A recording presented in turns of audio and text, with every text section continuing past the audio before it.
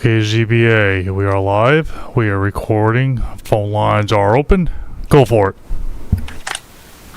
Good evening, everyone. I'd like to welcome everybody to the February 27th, 2024 Zoning Board of Appeals public hearings. There are 4 applications on for tonight, and the first one is 60 Squaw Road, LLC, to legalize the completed removal of a pool and related structures and to allow 4 existing HVAC units, in-ground LPG tank, generator, and 4-foot fence to remain, and to reconstruct in place and kind a 1,525 square foot deck on a property containing tidal wetlands.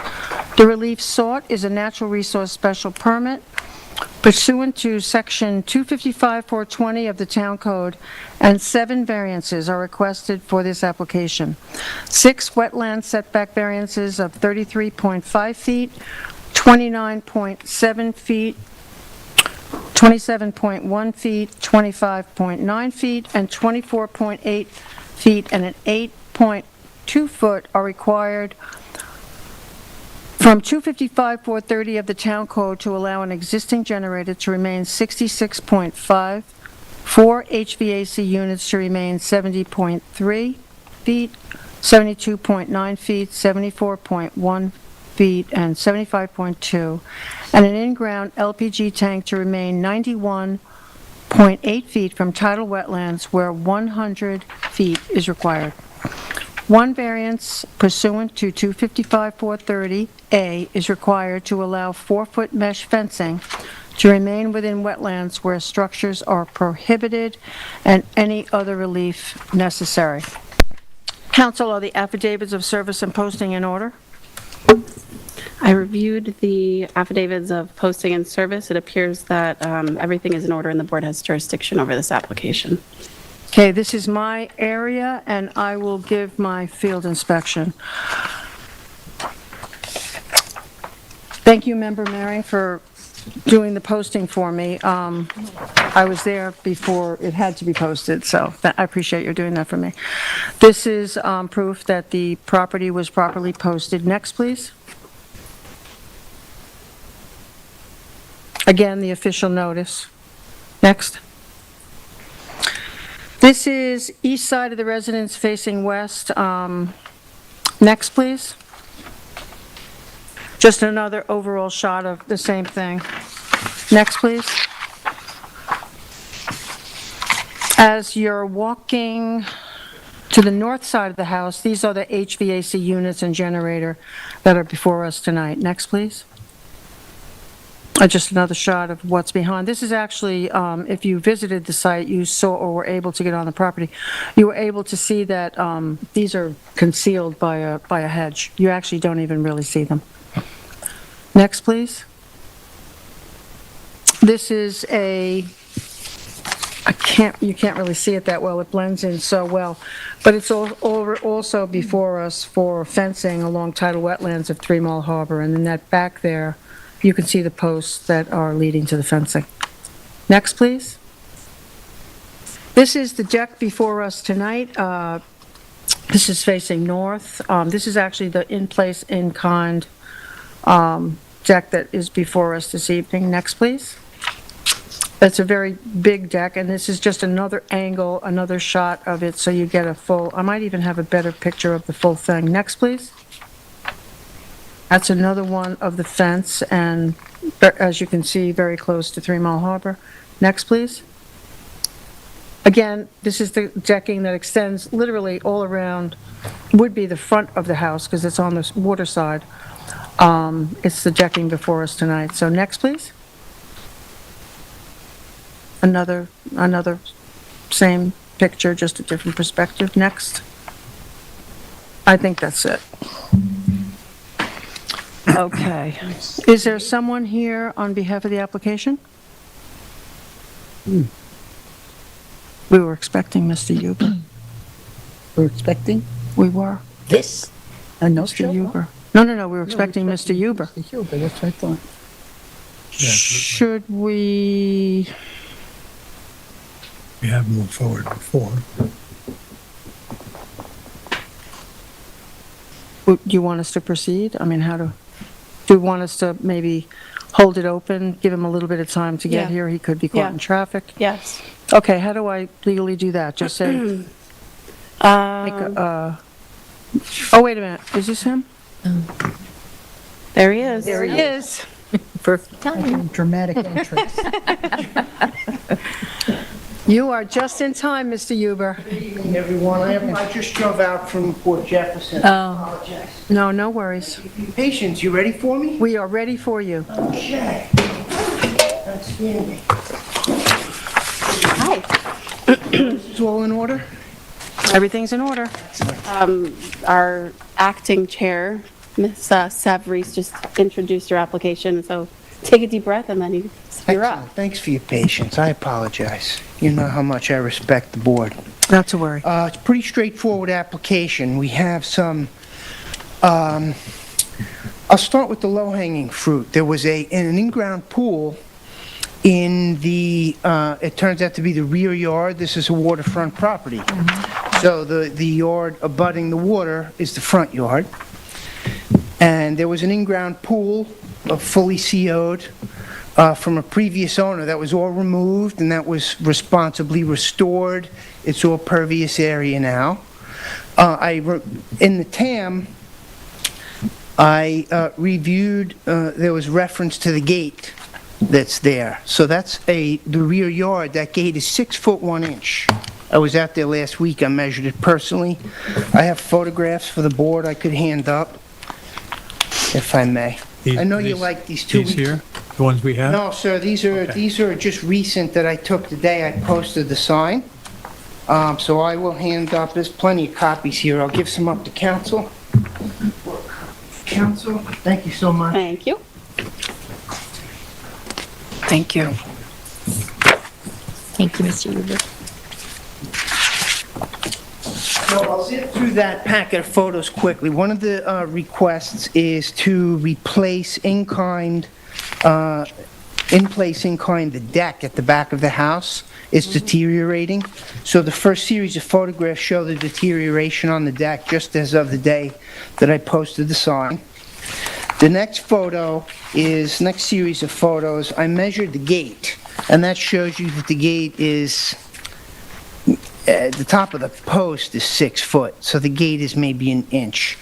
As a condition of approval, if the board is inclined, I spoke with Chief Building Inspector Joe Palermo about this. He said generally when you have a de minimis increase in height on a gate like that, they would rounding it down to 6 foot even. As a condition of approval, if the board would be willing to approve that gate where it is, it's a rear yard gate, so it doesn't run afoul of, it's permitted to be 6 foot in a rear yard like that, without ARB I think approval. the gate is Do we have before, the gate I don't jurisdiction? think is before us, and is that our jurisdiction, or that would be referenced in the ARB? Reference? Yeah, just for the sake of diligence, I wanted to present you with that in your deliberations if you wanted the fodder for discussion. But the gate is only 6 foot 1 inches. It was referenced in the TAM. And if the board feels strongly about it, I'll just have the client shave that 1 inch off the top of the gate. So moving through the photos now, those measurements, I took those personally, so I will attest to the fact that those are accurate. You can see there's another photo of the gate and my tape measure there. And then the fence, that 4-foot mesh fence on the seaward of the deck. Here's the issue with that. It's this animal control, 2 purposes. They want to keep deer out, and they want to keep their dog in. And also, there are some fierce winds that blow in from 3 Mile Harbor, and that fence helps to prevent a lot of that debris that's blowing up off the beach into the property. Now, the photos, I think it's the last photo in the packet, it shows you there's barely even a walking path seaward of the deck that is to be replaced. And so that little bit of a walkway behind the deck is just to allow them access. And with rising tides, every year they're losing property off the back. The mean high water just keeps rising and rising, and that's well documented in all the surveys that are on file in the building department, and also the survey that I submitted in support of the application.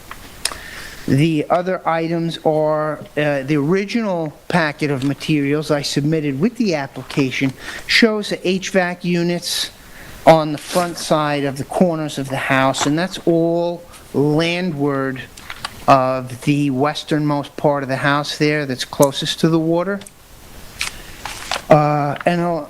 So that's really it in conclusion. I don't want to belabor. I'd be happy to answer any questions that you have, and thank you again for your patience. You're welcome. Does the board have any questions? Really?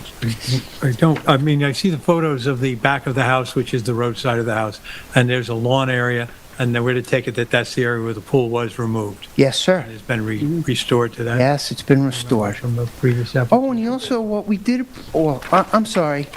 There was, in the TAM it mentioned, there was about 1,600 square feet of area that was cleared. And what we propose is, much like we did with the abutting property, I was here several months ago, we will develop a revegetation plan. And I have conferred with Tyler about his protocol for handling these things, and he can approve those administratively. So we'll engage Susan Rauscher, who's the landscape designer who handled the plan for the abutting property at 64. And if the board's inclined to allow that, we'll submit a suitable re-veg plan. And there's also in the TAM a mention of what may be an invasive plant, a non-native invasive plant. We'll eradicate all of that in conjunction with the revegetation.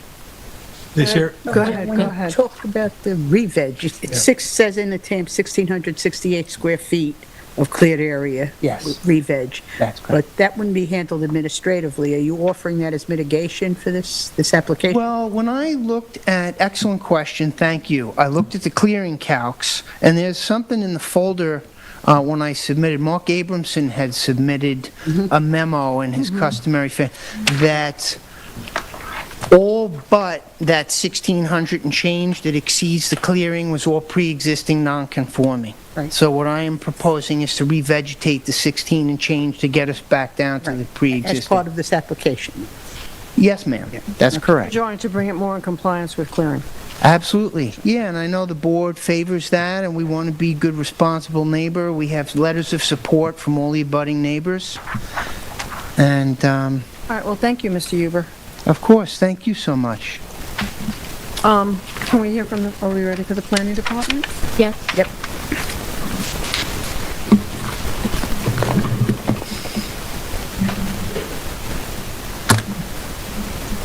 Good evening, Morgan Slater for the Planning Department.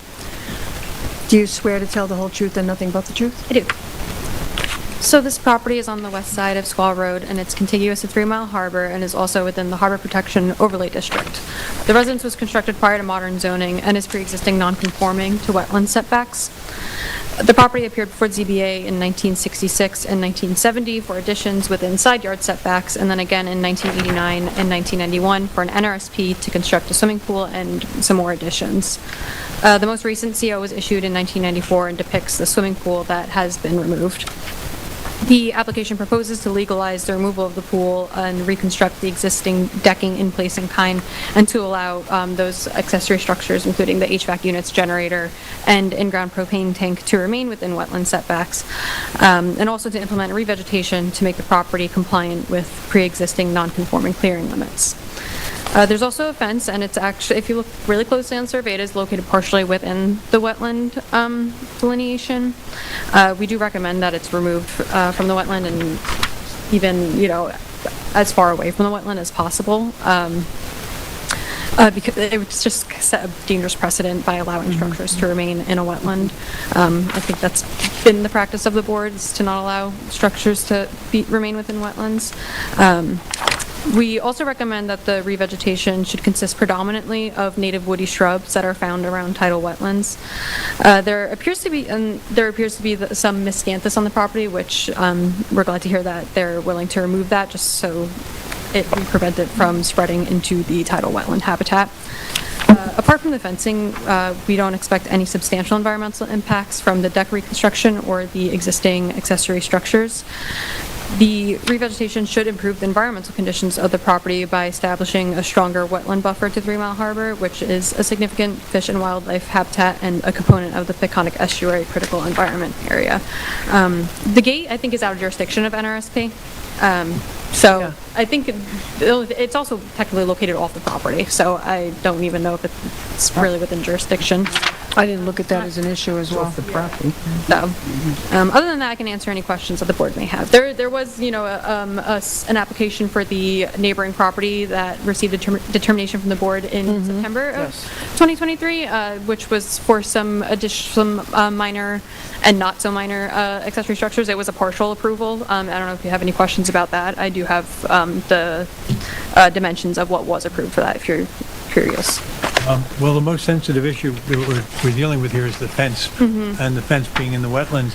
And while it sounds like there's a recommendation to move it, a recommendation to where? Is there any discussion about we might find a spot on the map that we could be willing to accept in part of an application I approval? think ideally it would just be removed from the property, just because then it comes down to the issue of the notice, because, you know, there isn't a proposed setback for the fence, it's just proposed to remain where it is.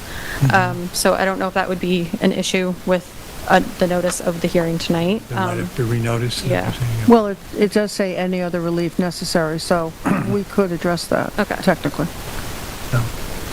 But, you know, I basically, you know, if it's used to contain, you know, a pet or something, just ideally as far away from the wetlands as possible. And what would maybe make sense for the property owner, but again, ideally it would hopefully just be removed. It is only 4 feet. Is it a square fence or It's a just mesh, linear it's like a fence? 4-foot mesh fence, so I don't think that's extremely effective at keeping deer out, because they can jump Or pretty dog high. in necessarily. Small dog. But it definitely should be removed from the wetland. Not to design anything, but if the fence were to be on the decking, would that be acceptable? That would, I think so, because then it wouldn't really, you know, it wouldn't be any worse than what's Any more, existing on the right, property. You know, it wouldn't be any worse environmentally than what exists. And if I may, would you mind just showing us on the survey, like how much of that, so that 1688 or whatever it is, like kind of what it would cover and how much lawn it would, is it all removing lawn? I think ideally the revegetation should occur as close to the wetland as possible, the cleared area close to the Okay. wetland, just to improve the buffer to that wetland. Okay. If it needs to go along the property line or even where the pool once was, then that would also be an improvement, but ideally it would be concentrated pretty much on the western side of the property. Is there any concern about having that much lawn close to, or in a harbor protection overlay and close, because I don't know if lawn chemicals are used and there's runoff or any, is there any concern about that? I'm not I think, saying. you know, where the pool once was, anything that's really east of the house is, since the house is there, really any lawn east of that is not as damaging as the lawn that is closer to the tidal wetland. So basically, working from where the wetland line is now, and then, you know, I didn't draw out a border for where revegetation could go, but just to bring it back into compliance with the pre-existing non-conforming limits, I think working from that boundary is probably the best route to go environmentally for the property. I want to go back to the fence for a minute, because if we're looking for a compromise, we have to know what that compromise is. So if we're saying removing the fence from the wetlands, so it's clear out of the wetlands, is there a limitation? You know, if we don't have a recommendation from your side of it, we can establish ourselves. Are we going to look to come 5 feet in from wetlands, 10 feet in from wetlands, allowing the fence, not disallowing it, but finding a compromise? So I think that's what we have to consider here when we're deciding, well, that seems like a reasonable alternative to what exists now. Certainly, a fence through the wetlands is not something that we're going to be Yeah, and favorably on. even establishing the fence on, you know, the landward side of the potential revegetation, maybe including including the fence in the revegetation plan that's to be submitted, depicting that. So that way it almost acts as like a even stronger buffer. So that way, you know, that revegetation is maintained and not accidentally mowed or anything or pruned. That is I think, a feasible option for the fence. Make that conditional on the future landscape plan that's submitted to us, that we see the location, an acceptable location for the fence. Planning department. I think that's a reasonable ask. Yes. Any other questions? Morgan. Any other questions for Morgan? No. No. So, Mr. Huber, would you? If I may, I'd just like a brief opportunity to he's respond. jumping. I understand the concept of the fence, and the policy is, first of all, precedent. Obviously, that's why the law gives some flexibility in making these determinations. A minimum width path. I've been recently working on a lot of projects, like, for example, in town of Southampton by the Shinnecock Canal with buffer areas. And even in those cases, they allow a minimum of a 4-foot wide path. That's a generally, so a person, you know, for 3 feet. Perhaps if we could, maybe I'll approach the screen. If we were, because I understand the desire for a compromise here, perhaps if we could just make that 4-foot mesh fence a uniform 3 feet or 4 feet parallel to the western side of the deck, because it does, even in the balancing criteria for the area variance, there's really no detriment to the community. From a policy perspective, the reason that we want to keep structures out of the wetlands is to prevent any deleterious effect on the flora and the fauna that flourish there. This fence really doesn't have any adverse impact on that. And they do have a lot of debris that blows in off the harbor, and that fence does help that. Granted that 4 foot is not much to keep deer out, but on the other hand, if we had an 8-foot fence there and said 8 feet is necessary, that would be certainly too much. So a 4-foot high fence seems reasonable under the circumstances, and I would recommend to the client, if the board would allow it, we need a uniform, just a width, so they could have circulation around the western edge of their property, just beyond the deck, on the, before you get into the wetland area, and that would reclaim a little bit of the wetlands. The other thing I'd point out, at certain spots here, for example, the setback from the deck is, you're within feet here, 3.2 feet. It's very tight in the back here, and hopefully my photograph captures that condition. But that's it. I won't belabor the point. I respect the board's decision-making. The only final thing I would say is, if we need to remove the fence completely, that's a very heavy-handed solution here, and it leaves the property owner in a situation where they don't have an ability to contain their dog. There's no barrier whatsoever for deer to stay out, and certainly any debris that blows in off of 3 Mile Harbor is coming right up onto the property. So eliminating the fence on the one hand seems a little bit heavy-handed, if not significantly heavy-handed. And then bringing it too close up to the deck basically eliminates for these people their ability to even have a little bit of a walking path on I the agree. west If side. you would have been on the site itself, you would realize that's really not an answer to the problem. No, I think that's been brought up in other cases here by the planning department as well. But I don't think anyone was suggesting complete removal of this. We're looking for a compromise where we feel we're moving as far back from the wetlands. So your suggestion, we can discuss that, but your suggestion of about a 4-foot walkway beyond the deck is one that sounds reasonable to me. Yes, sir. Thank you for your time. Appreciate it. Is there anyone else who wants to address this application? Can we, on the phone? is there anyone on the phone? You have 0 callers. Thank you. I think we can close this record and public hearing, and a condition of approval, we can discuss your far as revegetation plan. Okay. Yep. In the matter of the application of 60 Squaw Road LLC, I make a motion that we close the public hearing and record. I'll second it. I'll concur. Concur. Okay. Thank you, John.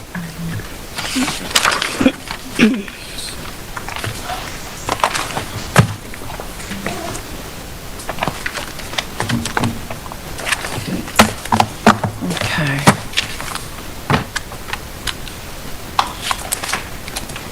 What's next? It's me. The next application is the application of Peter Santoro. Description is to construct a 240 square foot swimming pool with associated dry well and pool fencing on a parcel of land within jurisdiction of freshwater wetlands. A natural resource special permit pursuant to 255-420 of the East Hampton Town Code is the relief sought, and the zoning district is A, residence AE. Secret class is type 2.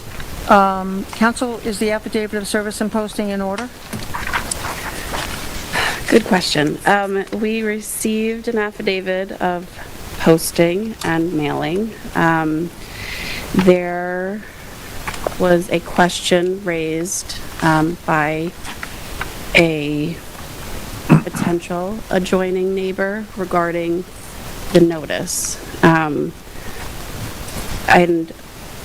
I'm not trying to be intentionally vague. The property, 163 Atlantic Avenue, appears to, according to some of the town's records, one of the adjoining parcels is the town of East Hampton.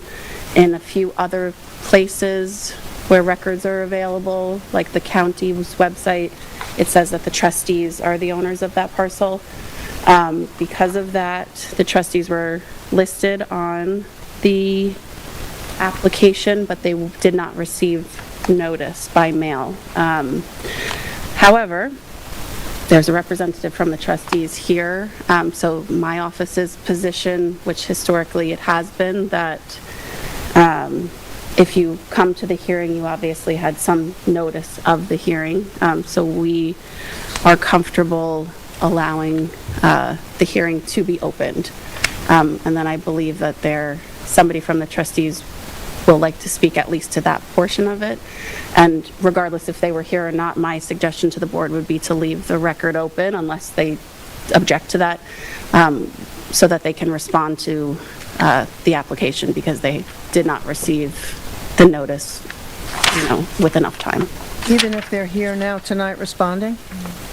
Yes, so the second layer was, the zoning board secretary did route the technical analysis memo to the trustees, but they didn't receive it until yesterday. So they did have a type of notice, but still, in their opinion, and probably mine also, sort of an inadequate amount of time to prepare a response that they thought was appropriate. Is that okay with you guys that I said it that way? So there's the applicant and someone from the trustees is here. So I'm comfortable saying that we can open the hearing.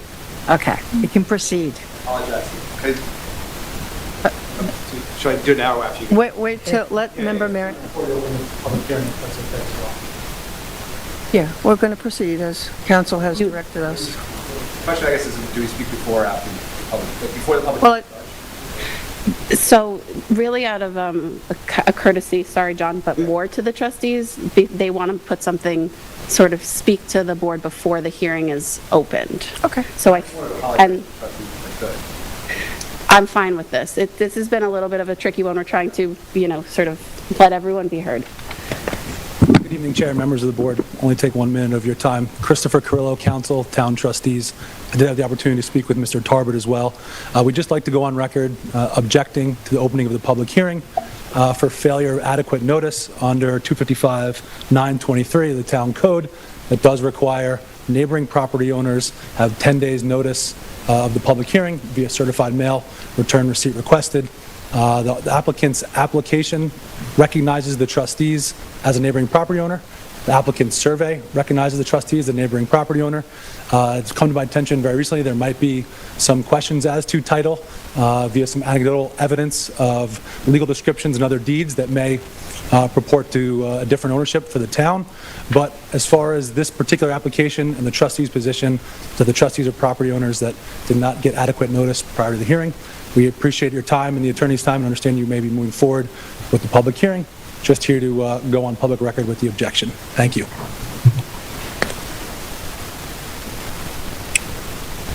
That being said, we're going to proceed.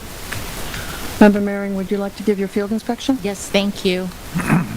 This is standing on on Atlantic Avenue. From the front, the posting was in place. I'm sorry, next slide. Okay, so this is also looking straight at the house from Atlantic Avenue. You can see the vegetation in the front. We'll get a better look at the retaining wall in the house in the next photos. Next slide.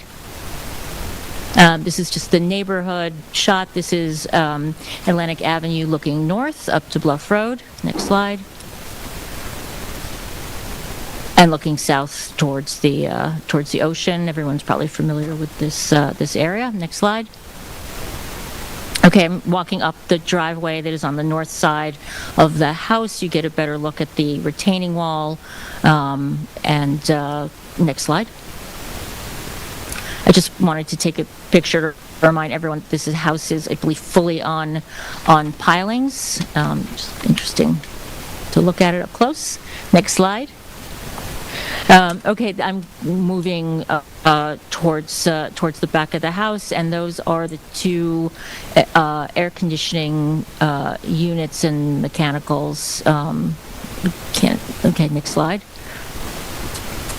I'm rounding the corner, the northeast corner of the house towards the back. You can see the buffer with the vegetation, the cedars, and I think that round structure might be the shower off the deck that leads also into the house. Next slide. Okay, I'm continuing further. Now I'm heading south. That is a stairway that leads up to a deck around the house. And this is an interesting slide. You can see the difference between the vegetation on one side of that line and then the other side where I think the TAM notices that it's been mowed. Next slide. All right, so now I've wrapped around. This is the south side of the house, and we'll focus in on that decking and where the pool is going to be, but you can see the drop-off to the south.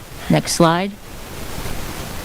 And this is just more of the vegetation off that southern edge of the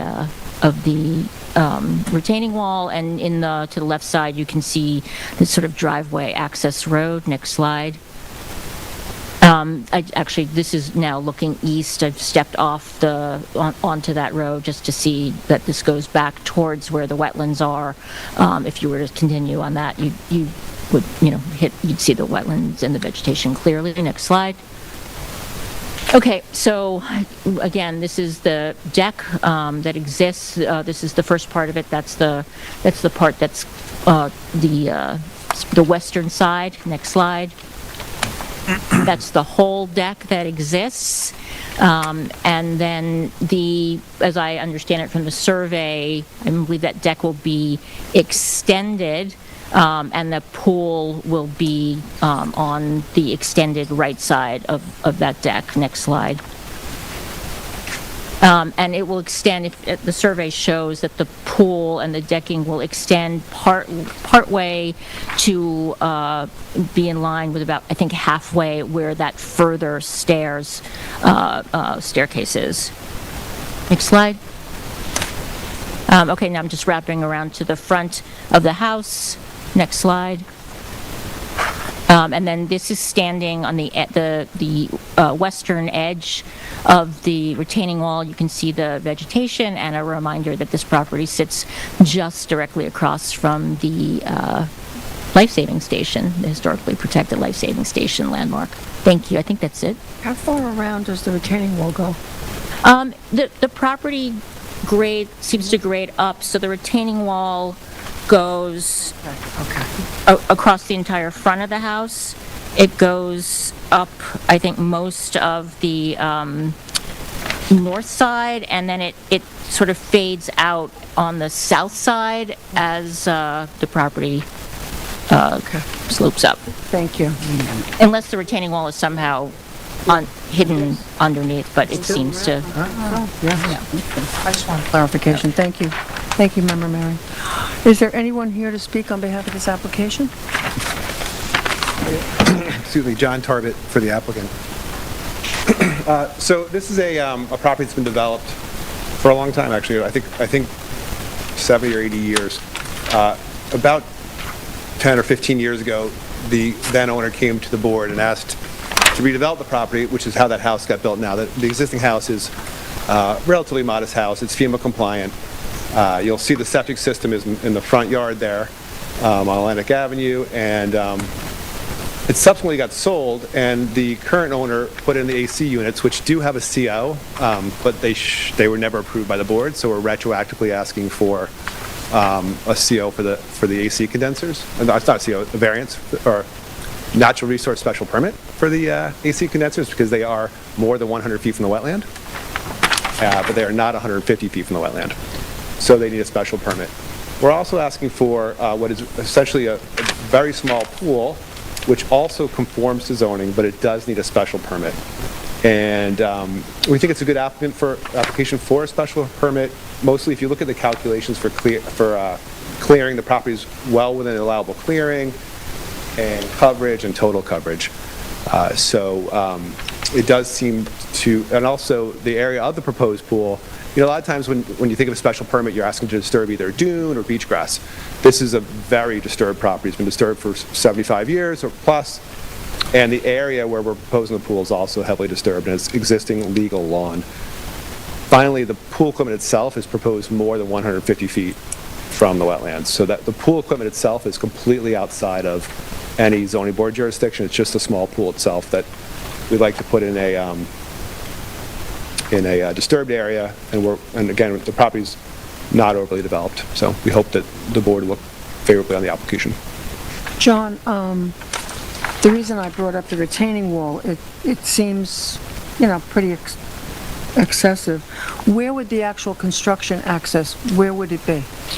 Well, there's a couple different ways to do it. You could come in off the driveway, and you could but we're hoping to do it from the town. That road that you see right there has access. There's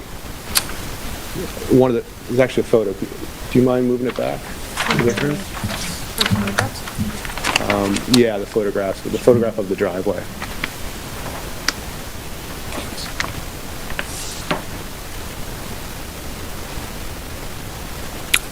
The trustee's driveway. Well, yeah, it's trustee's driveway. We'll call it the trustee's driveway. So that is a road that is used for access to the parking lot. One of the ways, it's back entrance to the parking lot for Atlantic Beach. That also could provide us access to our property. Previously, we actually have a previous application to this board that we pulled, which was to merge the two properties to the north. And at that time, we had talked to the trustees. And at that time, they had no problem with us using.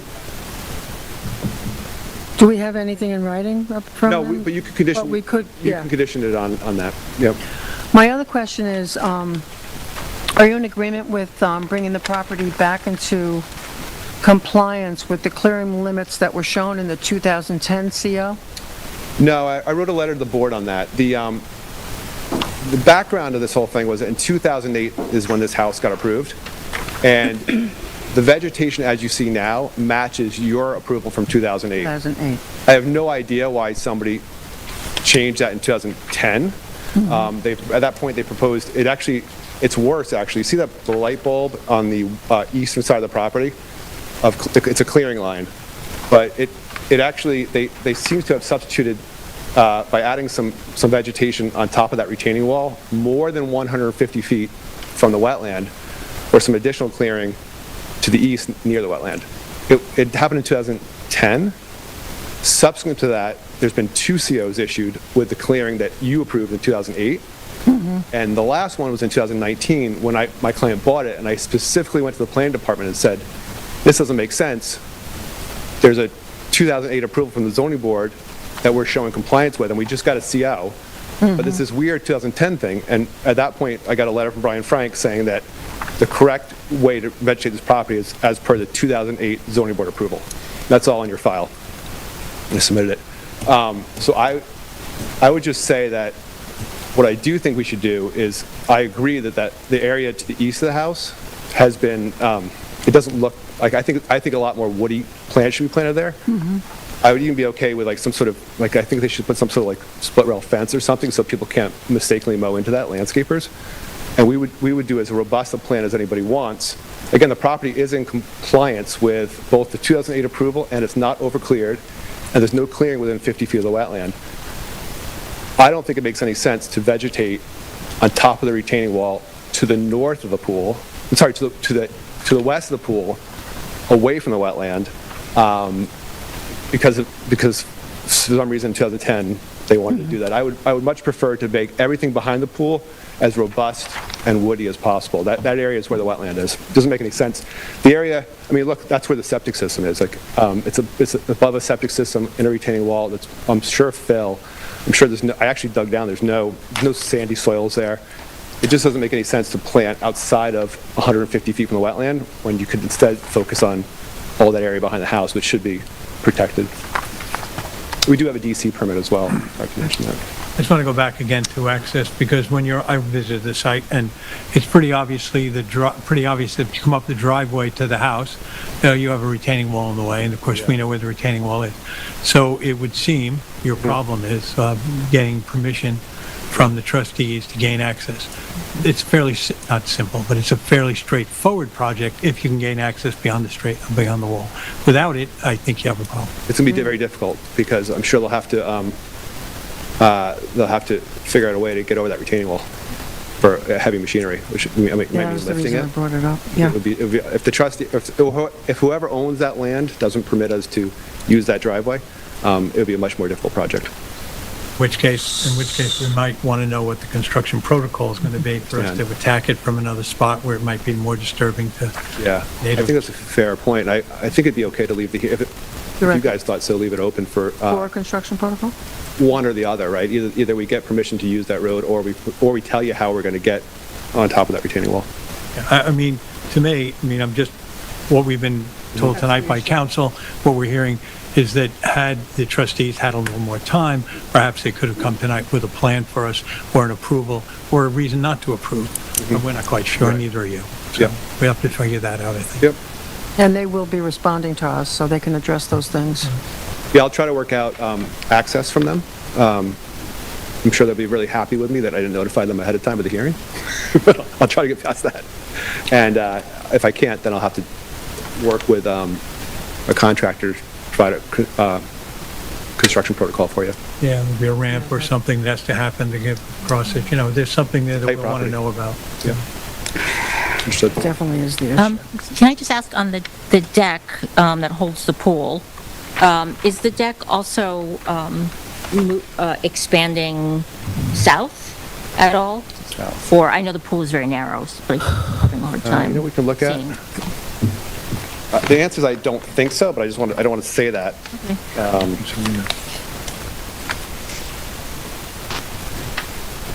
The pool's only 8 feet wide. Oh, it's, I'm just trying to, my eyes see on the survey. Yeah, I thought it said 9. Okay, yep.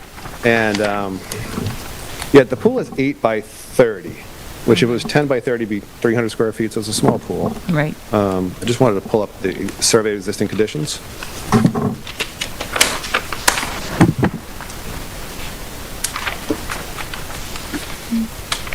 Oh, I see, because it's cutting into the overhang part. Yeah. It's super close. It's similar, if not exactly, how the existing deck is. Okay. Although we are proposing for the deck to now extend a little further west. That's east. East. East. You mean east? The deck should go west, right, towards the city. Wait, this is north.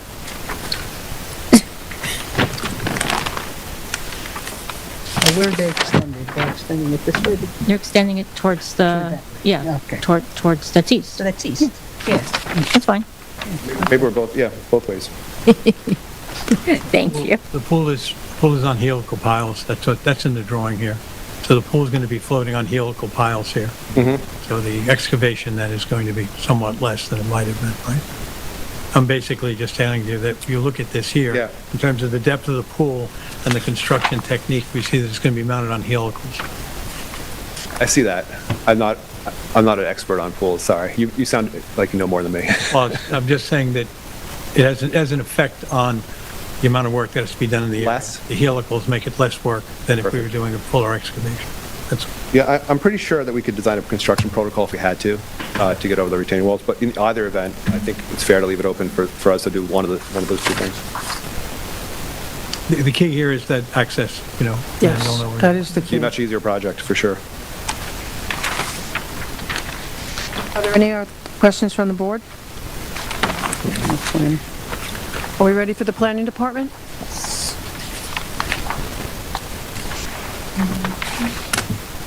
Morgan Slater for the Planning Department again.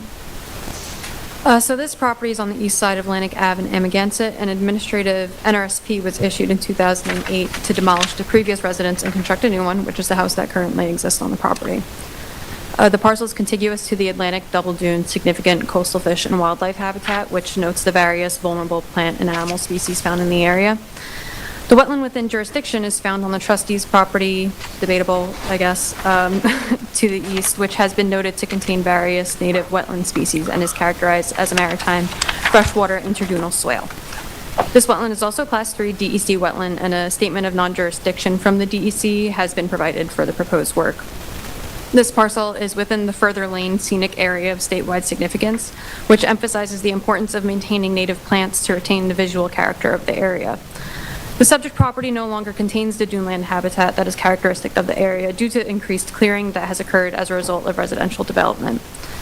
There is a vegetated buffer on the east side of the property, which was a condition of the 2008 NRSP. However, the rest of the property is cleared. This buffer is sparsely vegetated with mature trees and shrubs, some of which appear to have died off. It should be noted that the 2008 NRSP had a condition that prohibited the establishment of turf, lawn, sod, or ornamental vegetation, and the current state of the property may not be in compliance with that condition. The 2010 CO that was issued following the construction of the new residence depicts less extensive clearing than what currently exists, so the planning department recommends that the property is revegetated to meet the 2010 clearing limits, and additional woody shrubs should be added to the existing buffer. Where exactly the revegetation occurs, you know, the way that it's depicted in 2010 CO, that's like, we're not asking it to be exactly those clearing limits. It's more of like the square footage of clearing that we're concerned about. Again, the property as it is today is only 839 square feet under the maximum allowed clearing limits. So it's not well under, it's almost at the limit. And what's disturbing, and why I brought that up earlier, is the additional shrubs that were planted along the northern, southern, and western lines have been taken out once the 2010 CO was issued. So that's why I brought that up, because I think that's more in keeping with the standards for and conditions of an NRSP. Yeah, I couldn't, you know, there's nothing in the file kind of narrating why that 2010 revegetation replaced the one that was approved in the 2008 permit. You know, we can assume that maybe it was because it was found to better meet the conditions of that permit, or maybe the applicant did it out of the goodness of their heart, but, you know, we can't really assume. All we know is that there was another revegetation plan that we have in the file that was more extensive than what was included in the original approval, and that was implemented, and then it was removed, according to aerials, sometime between, I think, 2012 and 2016. Because we have 2012 aerials that have it shown, and then the next ones that we have available are from 2016, and it's not there. So it never really had an opportunity to really establish, because it was composed of native woody shrubs. The proposed pool is relatively small and shouldn't have a substantial environmental impact as long as disturbance of the surrounding duneland habitat during construction is avoided. The stone driveway to the south that is on trustees' land is to be used as construction access. We just ask that something in writing from the trustees granting permission is provided to the file. Also, that stone driveway, if, I could pull up an aerial, but it's actually the access for 169 Atlantic Ave, which is a private residence. It just kind of meanders through the trustees' property and then ultimately ends up at that residence, so it's not a back entrance to the parking lot. Will we require permission from them as well? Correct, because it is, I don't, you know, we don't have super historical aerials. The property at 169 Atlantic, I believe, was constructed in like maybe in the 1920s-ish. So that, I don't know exactly the timelines of what was there first, the trustees' ownership or that driveway. But either way, the driveway is currently on the trustees' land. And it also acts as a private access for that residence. Essentially implementing a revegetation that consists predominantly of native woody shrubs. The property would be more aligned with the characteristics of the scenic area of statewide significance, and it would be more compliant with the conditions of the 2008 NRSP, which prohibited the establishment of lawn. And I can answer any questions the board may have. What's your reaction to Mr. Tarbitt's suggestion that the work get done to the east of the house and not the west? Any additional revegetation, any additional woody plants happen to the east and that raised area that's already lawn over behind wall? I think the nature of a revegetation on this property, it functions not just as a buffer to the wetland, but to just bring it more into compliance with what the area is and should be known for, which is, the beautiful native flora and fauna, which is acknowledged in, the scenic area of statewide significance. The 2010 CO, I'll pull it up, actually shows the vegetation along the north side of the property, and then there is some additionally on the west side. We wouldn't suggest to plant woody shrubs over the sanitary system, so that area, it would make sense to keep cleared. Vacant. And like I said, it's more about really the square footage of the clearing versus exactly where it is. So, we wouldn't require it to meet these exactly, but it's really, the square footage of native vegetation on the property that matters. And you could see this area right here to the north of the residence actually depicts some, vegetation. That's all gravel now. So if gravel doesn't really provide any environmental benefit, it's just really one step up from an impermeable surface. And could you point out on the survey, though, the area that you are suggesting gets revegetated on the survey, back to the survey? I mean, I think really, in order to maintain, the clearing above the sanitary system, something similar to this would probably make the most sense in order to achieve that square footage. But we would be flexible with, whether it's, 5 feet here or 10 feet here or 5 feet here, 10 feet here. We're not going to be extremely picky about that. Obviously the pool is going right here. So thicker revegetation right up against the pool may not make the most sense just for safety reasons and access and everything. But, we're open to exactly where the revegetation is going to occur. And then also increasing the density of the existing buffer to the wetland is also recommended. Just because it's mostly grass with some... How much are you recommending we increase the buffer? Do you have a number in mind?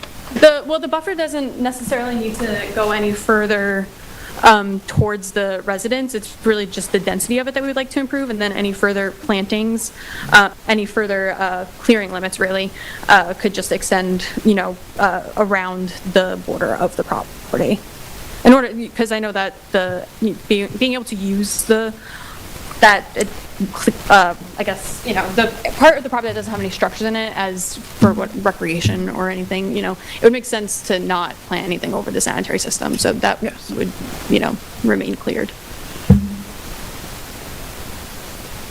Morgan? You're at the site now. When you're on the road side, the Atlantic Avenue side of the wall, it's pretty much back in native vegetation. That looks as if it's undisturbed and is fairly natural. And then we're really having this discussion about what's going to happen on the opposite side of the house. Now, you mentioned the gravel area and whether or not we reinforce an area that is currently, been revegetated, but with some woody plants and something more significant. Correct. Basically what we're doing here, because the area over inside the retaining wall, from what I'm listening to, inside the retaining wall, and, which is basically where the septic is really not someplace that would require that kind of vegetation. Yeah, that wouldn't be feasible for at least a woody Right. vegetation. Just to be clear about, which position. This is not an IA I was system, just right? about to ask, No, yeah, it's what it is. Traditional. Regular septic. Any more questions for the planning department? No. Is there anyone else in the audience that wishes to address the board?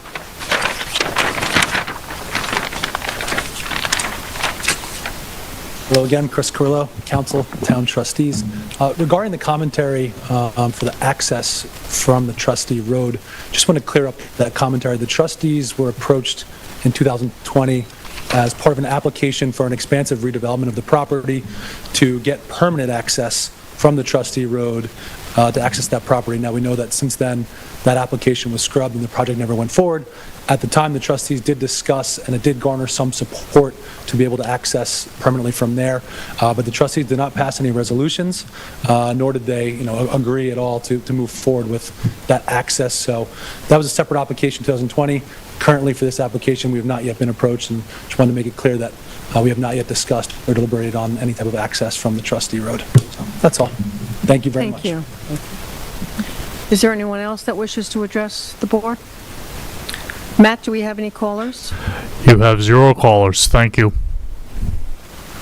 Mr. Torpett? All right, so I just wanted to clear up a couple things. The existing clearing on the property is 100% legal with 2 subsequent COs to 2010. All right, the other thing is that if there was vegetation on top of that retaining wall in 2010, the owner would be permitted to remove it because they're under the allowable clearing, and it's not within 50 feet of a wetland. So my client bought it in 2019, and again, I approached the plan department in 2019 and said, is it the 2010 CO or the 2008 plan that the zoning board approved that we should be using? And it's submitted to the board. There's a letter from them in 2019 when we bought it saying that, no, it's a 2008 re-veg that the board approved that you should be following. And that's where the CO was issued. And then I got another CO this year, so 2019 and again this year, with the clearing the way it is now. Now, that being said, as I said from the beginning, there's only about 2,000 square feet of lawn above, and that's the outdoor area on this property is the 300 square foot pool and the 2,000 square foot lawn up on top of the septic system. It really makes no sense. There's no nexus, right? If someone's asking for a pool, it doesn't make sense to vegetate the landward side of the pool. We should be vegetating, and I do think we should focus. It does to me look like there's a little room behind the pool where that vegetated area from 2008 could be expanded upon. So you could get some more vegetation back there, which would be helpful to the wetland. If it's the property is 75 feet long, if you did 5 feet, you would get close to what the planning department's asking for. I just don't think it makes sense to try to put woody plants up on top of the retaining wall around the pool. There's 3,000 with the pool. There's about 2,500 square feet of outdoor space for this family to use. Putting a few plants in there is not a good idea, and it's really the most logical place to put it would be. And there would be a nexus, right? If the board was concerned that issuing a special permit for this pool was somehow going to impact whatever the conditions are of permit conditions, then it would make sense to say, hey, give us a little more vegetation behind the pool, or significantly improve upon. That's where I think we should be focusing on. I don't think that's a very good. It's mostly just grasses that have grown tall. I think a lot of woody plants should be required to be put into that vegetated area, as well as maybe some sort of permanent demarcation so that it doesn't happen again. Someone has to go in there and mow it. Maybe like a split rail fence or something. And so point to it on the screen, please. You were pointing to the survey in front of you. Are you talking between the pool and the wetlands? Yeah. Or See that? There's a long. I can actually walk over this. Okay. Yeah. It's this line right here is the current line of vegetation. Then 2008. So again, this property was lawn for 75 years, and in 2008, the zoning board granted a administrative natural resource permit to rebuild the house, and required this vegetated area. And that's the way that the property looks now. The question is that I don't think that vegetative area is the response that the board intended in 2008, and I think it should be supplemented with stuff that can't be mowed. I also think that if you look, that little line, there is a small amount of area between the back of the house and the back of the pool where you could put some more plants in. which would bring down your overall clearing. But again, the clearing is well below. It's not like we're up against the clearing. The property is legal. It's legally under the allowable clearing. And it has certificate of occupancies for that. I just still want to clarify, maybe Morgan will answer. So in the TAM, it mentions the type of grass that was supposed to be around, I think, around the decking and the pool, and it mentions that it has been, I think, perpetually mowed, and it made it sound like it wasn't supposed to be mowed. So that's not about the clearing overall. So I just want to really try and clarify let's look back at the way this works, right? And you know this as board members, that when you issue a permit, before the CO is issued, the planning department goes out and inspects the property to make sure it's in compliance with. So in 2008, when the permit was given for that house, the planning department went out and inspected the property and said the vegetation was the way it should be, which is the way it is now. Subsequent to that planning department inspection, the CO was issued. A couple years later, in 2010, they came up with a different plan than the board approved in 2008. But since then, there's been a number of COs issued. So I have a CL, right? There's no question that the property the way it stands now is 100% legal. I can't comment on what happened in 2010. I wasn't around for that. But it's under its allowable clearing. There's no clearing within 50 feet of the wetland, and it has a CO. We're going to be leaving the record open because we're waiting for the trustees' response. Do you want to take that opportunity to propose something along the lines of what we might consider for revegetation, or embellishing the revegetation that's there? I think that's a good idea. I'll try to come up with a plan that both makes the vegetation better and expands on the size of it. For a construction protocol, Okay, since so- we don't know the answer to the So other. just so we're clear, we need input from the trustees regarding construction access in the driveway. We need, Mr. Tarbert, a construction protocol. We need a letter saying you do have permission from the trustees for the access, and a proposal on a re-veg plan. Similar to what I was thinking. I think we have How to. long, okay. We have to do one or the other, right? So if I can do it, I might come to you and say, I can't work out anything with the property to the south. They don't want us to use that property, whether that be the town of East Hampton or the trustees. But we have a different way we're doing it. We're proposing that we do it with this following construction protocol, and it might be access from the driveway with something else. Right. And then you might say, well, that construction protocol is terrible, and we're denying you the special permit. Or you might say, that's fine. But so I have to either give you one or the other. I probably wouldn't. Or both. Or both. Both, sure. You know, you could give us... Get permission to use Right. it, then your construction protocol would be a little bit different. That's true. So I'll give you a construction Yeah. protocol. And I'm asking to make sure we're on the same page. That's a good point. Because I think, we're going to have the trustees address the driveway and the construction access. Yep. So we're on the same page. And we're on the same page. If you could look at both Yep. situations as how you would address them, and a proposed re-veg plan, and we would obviously need a letter from the trustees in the file saying it's all okay. Yep. How long do you think you need for something like that? I think 30 days. If the trustees wanted longer, that's fine. Because we're also leaving it open for written comment, or is that, I can't remember if they... Well, they're going to respond. No, just in general, because we didn't notify them. You want to respond to their response? Just wanted to apologize. So I've been around a long time. I knew we should notify the trustees. My office didn't know that, and I didn't send the notice out. Well, we're at Okay, where we're so at I now. think- We'll just move forward, but the idea is just 30 days is adequate for you to address any of our 30 days. concerns. 30 days, thank you. Just to your question, Chris, do you want to confirm, do the trustees just need the opportunity to respond potentially to the access, or do you also want an opportunity to respond to the application generally? I would assume so. Okay. I don't know. Do we have a meeting on the 26th of March? Okay, perfect. Okay, Can so we do that that's 4 weeks from today, Tarbert? we're leaving the record open for 30 days. Until March 26th, is that what you Is that Yeah, the let's date? do that, because we have a meeting that day, so in case you need extra time, we will be here and we can consider additional Got the time. 4th Main Street? Yep, I believe I do. Okay. Well, there's a couple. Are Driveway. we ready? Construction access, protocol, permission from the trustees, and re-veg. Okay.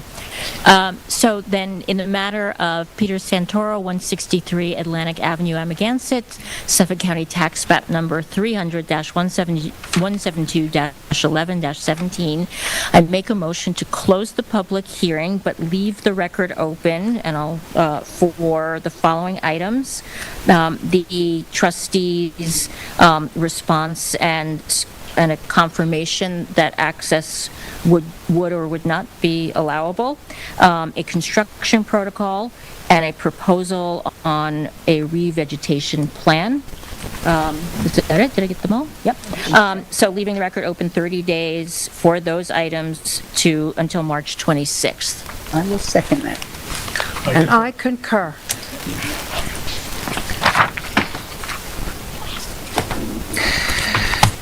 Okay.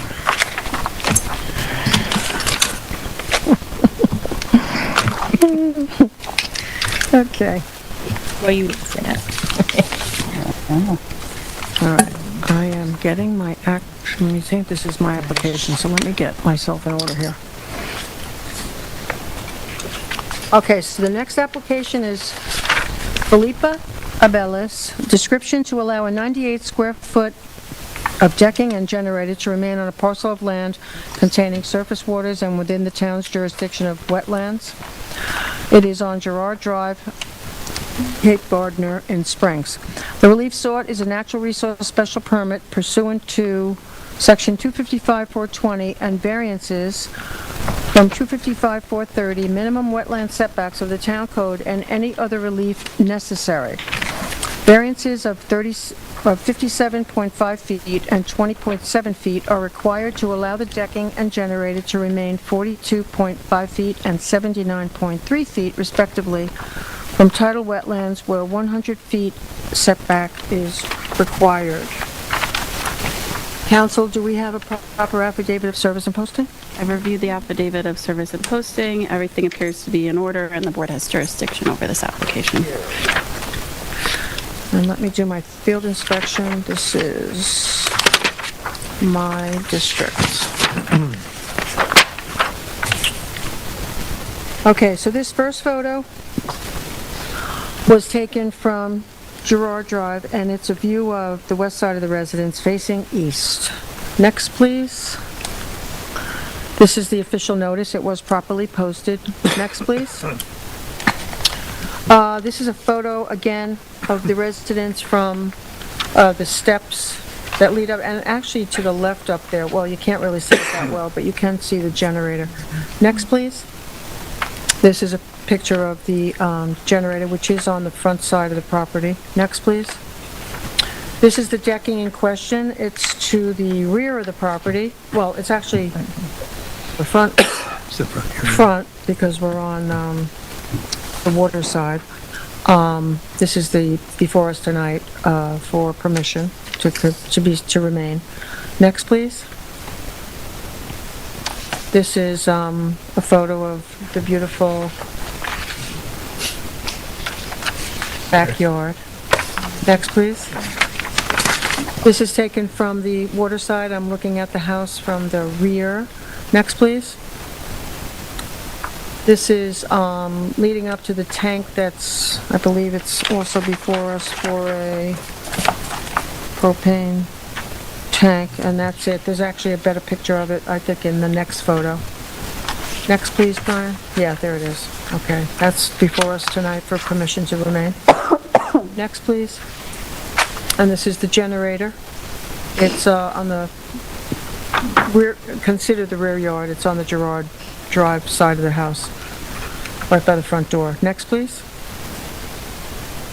And this is just a picture from me looking out on Girard Drive, and on the other side is, of course, the preserve. Next, please.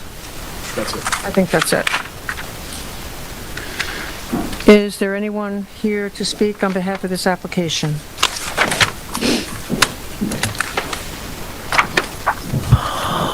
Good evening, Shannon McCaffrey, Dewey's Planning. Do you swear to tell the whole truth and nothing but the truth? I do. Good evening. I'm here tonight representing the owner of 91 Girard Drive. The property is located on the eastern side of the first causeway of Girard Drive and fronts on Gardner's Bay. It is a fully bulkheaded property that received approvals in 2020 for the construction of a new residence, decking, privacy wall, and an IA septic system. During the construction, the approved decking was expanded by 98 square feet to extend the width of the front water side of the house. A generator was also installed during construction, as well as 681.5 square feet of walkway without the benefit of a permit.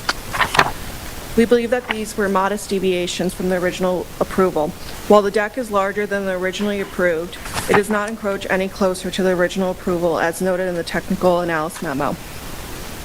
The generator was installed to allow for the IA septic system to function in the event of a power outage, and the walkway was also constructed to have a dedicated path from the driveway to the dwelling.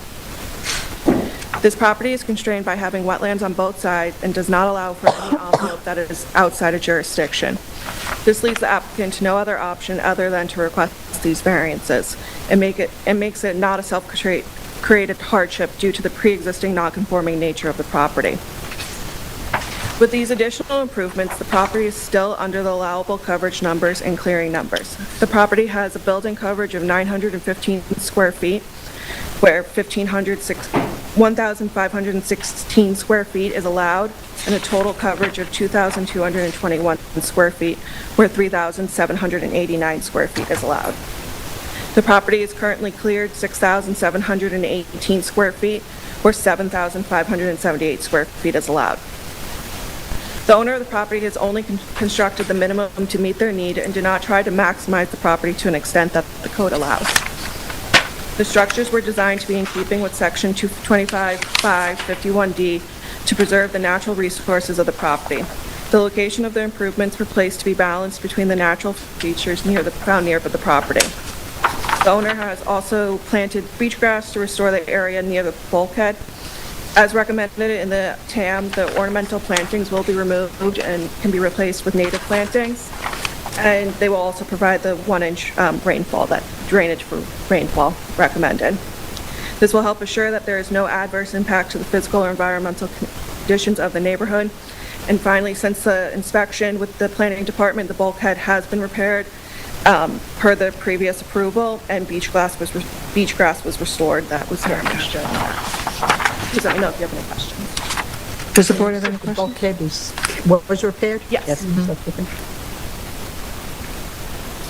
Well, yes, if you're not going to start, I'll, a couple of things. Obviously, you can see exactly what happened with the deck, right?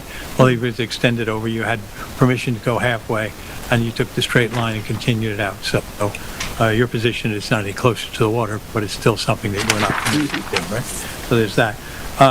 My main interest became after looking at the other two things we're looking at, the generator and the propane tank, was this entryway and these series of concrete steps and how that fit into original approvals and how are we to look at that now. Now, I think that the acting chair's photo was excellent. You could stand in front and you could see exactly how they worked out. And I can see they're architecturally done and they're well installed. So it's not a question of whether or not this is some haphazard event that happened in front of the house.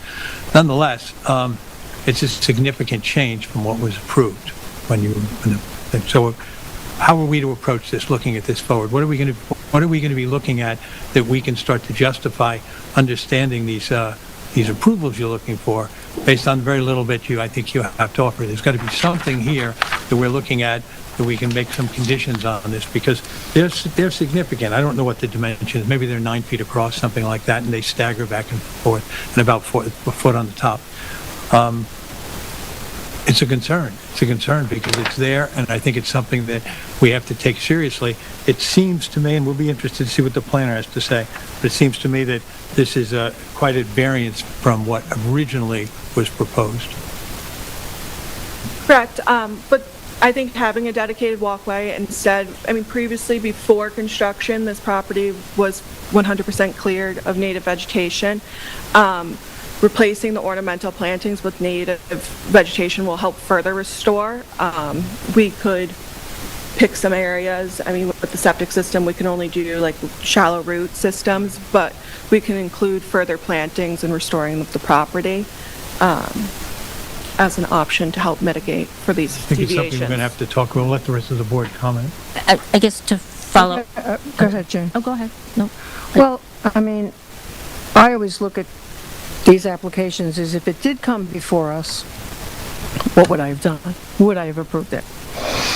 And one of the things I looked at is the existing lot coverage exceeds the approved amount by 790 square feet, due mainly to the 681.5 square feet concrete and gravel walkway. However, the existing coverage is still significantly below the maximum allowable. 3,789 is allowed and 2,221 is existing. You've agreed to all the recommended property conditions. So I understand what is being said, like you're asking for permission now when you didn't have it. But I'm also looking at what you already have offered. So, Member Mering, did you have a question? Yeah, I do really want to follow up on Member Johan's point, which is, I guess there should be an expectation that when someone receives an approval from a board, and those approvals are very specific, then I just want to understand what was the thinking or what was the process that the applicant did not come back for a proper modification, because that would have been available to you if during the course of the development you really felt, would like to square up the deck or whatever. I actually have the contractor here, so maybe he can speak better to these deviations of what happened during the course of construction. Okay, that would be great. Okay, yeah.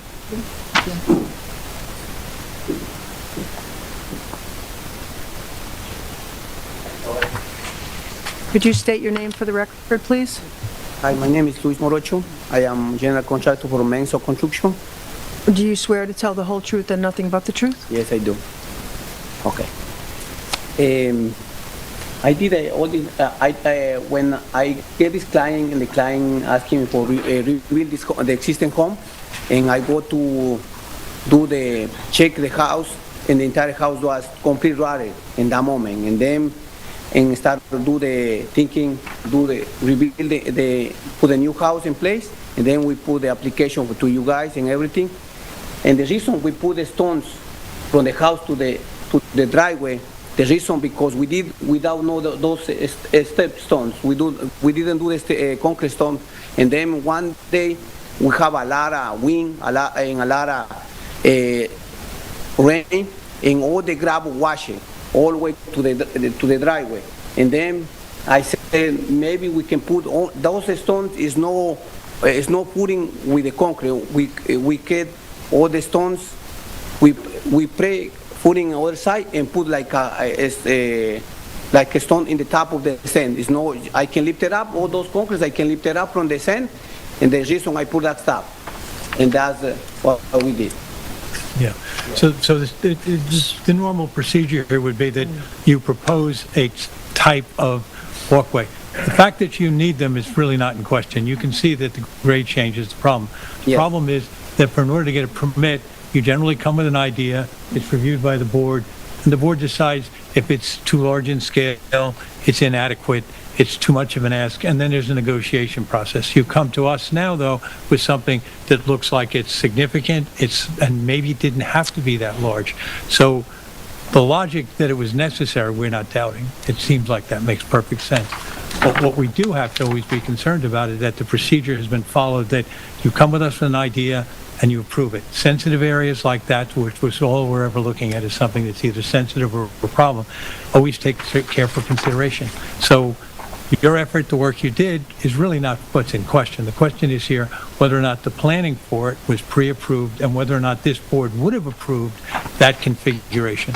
Maybe we would have insisted on them being a pathway, that one that can be, solid and dependent on and not run away, but not as large. So just so you understand, this isn't so much a challenge of the workmanship, it's really a challenge of the planning. And that's what we have to respond to. Okay, so when we look at something that was put in without permission, without the proper permission along the way by this board and by others, then we have to ask ourselves, well, what should we do about that? And we're looking at this now, what should we do? Now, it's just been suggested there may be some additional plannings, and we'll hear from our own planner about that. But I think that's where we're at on this. Anyone else want to make a comment? You can, but Anybody else have questions? No, I'll wait for planning. Thank you. Can we hear from the planning department, please?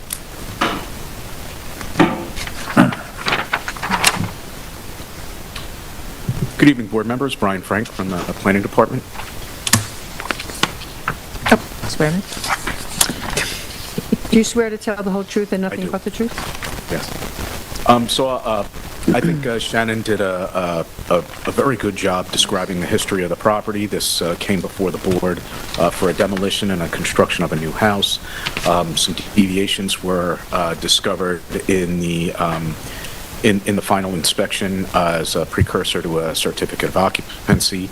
They included enlarging the deck, as you mentioned, the change to the access, and really not demonstrating compliance with the 1-inch rainfall capacity of the driveway. Gerard Drive is one of the more heavily scrutinized areas in town. It's a very sensitive area of town. As Shannon mentioned, this is sandwiched between two wetlands. You have the surface waters of Gardner's Bay to the east, and then across the street on the west side of the property, you have the salt marsh of Accomack Harbor.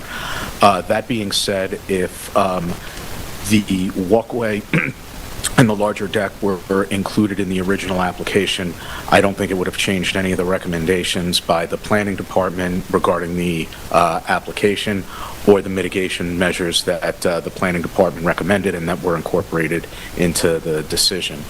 I do think it emphasizes the importance of those conditions. It's kind of a minor point. The driveway's not dirt anymore. That was probably evident from Member Savarise's photographs. It's a quartz driveway, which is encouraged in the Harbor Protection Overlay District. It's about 2 cars wide. But, you know, obviously Gerard Drive is one of our more flood-prone areas of town, and attenuating runoff on any property is an important consideration, both for the protection of neighborhoods as well as the protection of wetlands. The permit did require the establishment of native vegetation in the disturbed areas, and what was planted was a mix. There are photographs that I submitted to your file that showed that what was planted was a combination of switchgrass, bayberry, and a lot of Russian sage, which is a very pretty non-native plant. A lot of our local pollinators love it, but it's not native. And like a lot of ornamental areas in the off-season, and this is also evident from Member Savarise's photos, a lot of these are cut back, which does diminish the erosion protection they provide from their canopy. It reduces the nesting material that they provide to indigenous birds in the spring, overwintering habitat for a lot of our native pollinators that nest in the hollow stems of these plants. So there are multiple reasons why a plan should be submitted and approved by the board so that there's no confusion as to what's expected of the applicant. That replaces the vegetation on the west side of the property or augments it with a lot more native vegetation. And that doesn't have to be a very elaborate plan, but it should be native vegetation adapted to the conditions out there that is persistent and kind of left in place year-round rather than cut back seasonally. And the applicant should demonstrate the capacity of the driveway to attenuate a 1-inch rainfall, and if that involves involving drainage structures to accommodate that, then that would be consistent with the 2020 approval as well. That's pretty much all I have. I'm happy to answer any questions about the history of the property if I can. What about the deck, the additional decking? If it were part of the original application, I don't think, it was a little odd that it was proposed only halfway across the property in the first place. It wouldn't have changed the recommendation of the planning department. The house was sited in a location that the planning department and the board found acceptable. So just taking that deck, expanding it by 100 feet without bumping out any closer to Gardner's Bay, again, wouldn't have changed the analysis of the planning department. And what about Right. the access then in front? We're talking about this concrete pieces that were described by the contractor that he, I guess, precast and then put in place, and we see them there. So the question is about scope. They're slabs, but between that is gravel, and it's not mortared or jointed or grouted. It's not a solid structure that looks like it would provide a lot of sheet runoff towards the wetland. And I think and it does lead to the driveway. So if you have the driveway attenuating a 1-inch rainfall, and you have the vegetation established on either side of that walkway, I think that's proportionate mitigation. And also, what's before us tonight is the decking and the generator. That's what we're here to hear tonight, not the bringing it zoning into fence. compliance with Right. the 2020 approval. And what's the, is there even a variance for the steps? Are they just part of it within jurisdiction? Well, they're definitely within jurisdiction. I think arguably they could have been considered a separate structure, the closest slabs, but I think our note that this is a spot where that any other relief necessary for a minor appurtenance like that, in my opinion, would be an appropriate use of that relief. Forgive me, I'm still not clear on, with respect to the walkway between the driveway and the front of the house, what was approved? Just a gravel? I could show you the approved survey. I don't know that there was a lot of detail that was put into the access between the driveway and the house. If you'd like me to bring it up, I know you have it in your file. Yeah, I'm no. happy to bring it up now. But I looked at it, but I couldn't really tell exactly I don't remember. dimensions. I don't remember a formal structure. Okay. And as Shannon had indicated, Yeah, I looked at it, but I couldn't really tell. the house that was there, again, you have the photos of the old house prior to its demo in your file. The whole front of the property was very informal. It was kind of even a dirt driveway is a little bit generous. It was just kind of a rutted parking area, and the front of the property was cleared, and there was again, it was just a more informal improvements leading up to the house. And then one other thing I noticed while I was on the property, and I don't know if it's an issue, but there looked to be up lighting, tree lighting, that's along, beyond where the pathway is.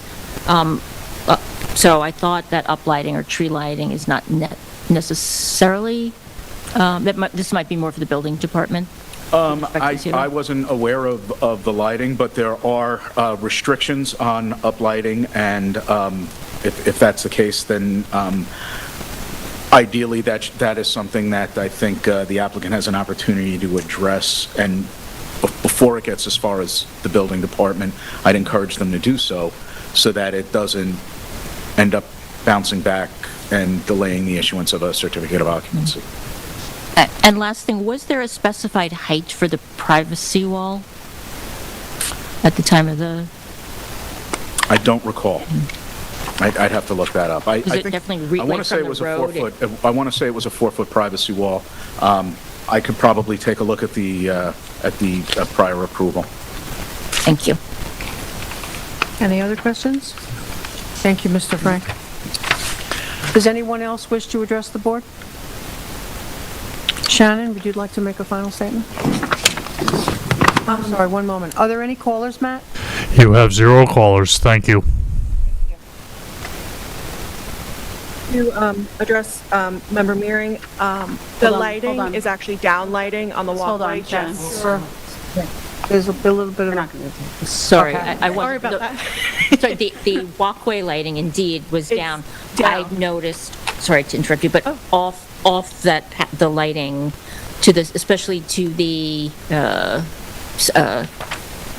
my direction, to the right of the walkway, in where the vegetation is, and there are some larger, like woody trees. That's where I saw what looked to be uplighting. I didn't crawl in there to really get a good look, so I just wanted to confirm. If there's But I any- did note that it is downlighting on the, Oh, along perfect. the walkway. Thank you. That uplighting, I'm sure, for CO with the building department would Okay. have to be removed.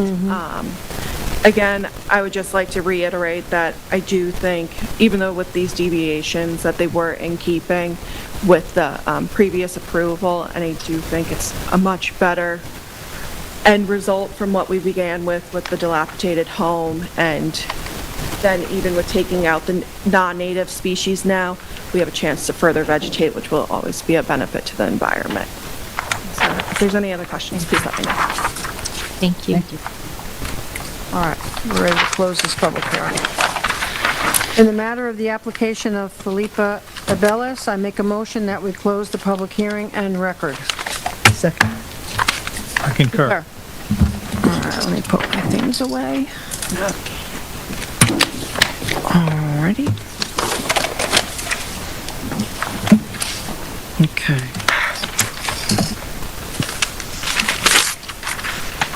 Okay. Whoops, sorry, Terry. I just hit you in the head. All right, the next application is the application of Ellen Fine. 3 Miller Avenue, map of Seaside Shores, Suffolk County Tax Map Number 300-32-7-34. Description is to demolish an existing one-story residence and construct a new 1,557 square foot one and two-story residence with 522 square feet of first-floor decking, 864 square feet of roof decking, a sanitary system, new driveway, and hot tub on a parcel of land containing freshwater wetlands. The relief sought, a natural resource special permit pursuant to 255-420 and variances from 255-430 minimum wetland setbacks and 255-1110 dimensional regulations, 255-1172D of the Town Code. The following 11 variances are required in this application.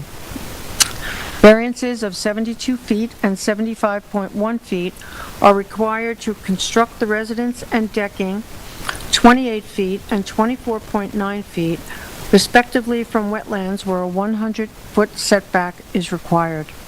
A 130.2-foot variance is required to install the sanitary system 19.8 from wetlands where a 150-foot setback is required. A 54.3-foot variance is required to install the hot tub 45.7 feet from wetlands where 100 feet is required. An approximately 47-foot variance is required to allow the clearing for a new parking area to occur 3 feet from wetlands where a 50-foot setback is required. Variances of 4 feet are required to allow the residence and decking on the north side of the house to be constructed 4 feet from the eastern and western side lot lines where an 8-foot reduced side yard setback is required. Variances of 15.9 feet are required to allow the deck on the south side of the residence to be located 4.1 feet from both side yards where a 20-foot setback is required, and variances are required to allow the residence to extend 10.25 feet and 14.5 feet beyond the relative height pyramid limit from the eastern and western lot lines. Zoning district, B residence, AE flood zone. Secret class is type 2. Council, do we have an affidavit of posting and service that's in order? Yes, I've reviewed the affidavit of service and posting. It appears everything is in order and the board has jurisdiction over this application. Is there someone here to speak on behalf of this application? We'll do a field report first. Oh, we'll do a field report first. Okay, good. John can sit down. Sit down. Thank you, John. The official notice and posting was properly posted. Next. And there's a lot of water on this property. Okay, this is just a shot from Miller Avenue, which is a private, unimproved road. And you can see the existing house way down at the back, which we will see more of. Just to show the view up there. Next. Then I just turned around from the posting, and it's all unimproved property on the opposite side of Miller Avenue there. You can see some of the water still left over from the rains that we've had recently in the road. Next. Now this is a shot down Miller Avenue. I believe this is toward Ditch Plains Road. This house is a couple of houses off Ditch Plain. Next. A view of Miller down the other direction where it ultimately meets with Seaside Avenue. And then the left, there's the beginning of the driveway of the neighbor's house to the west. Next. Now, I did go over and I did take a similar shot. It's up the driveway of the neighbor's house to the west. That house is also set back toward the south. Next. All right, and this is between the two houses, the applicant's home and the home to the west. You can see a lot of water. The water is, you can even see the ripples in the photos. It was very wet, and you could hear it.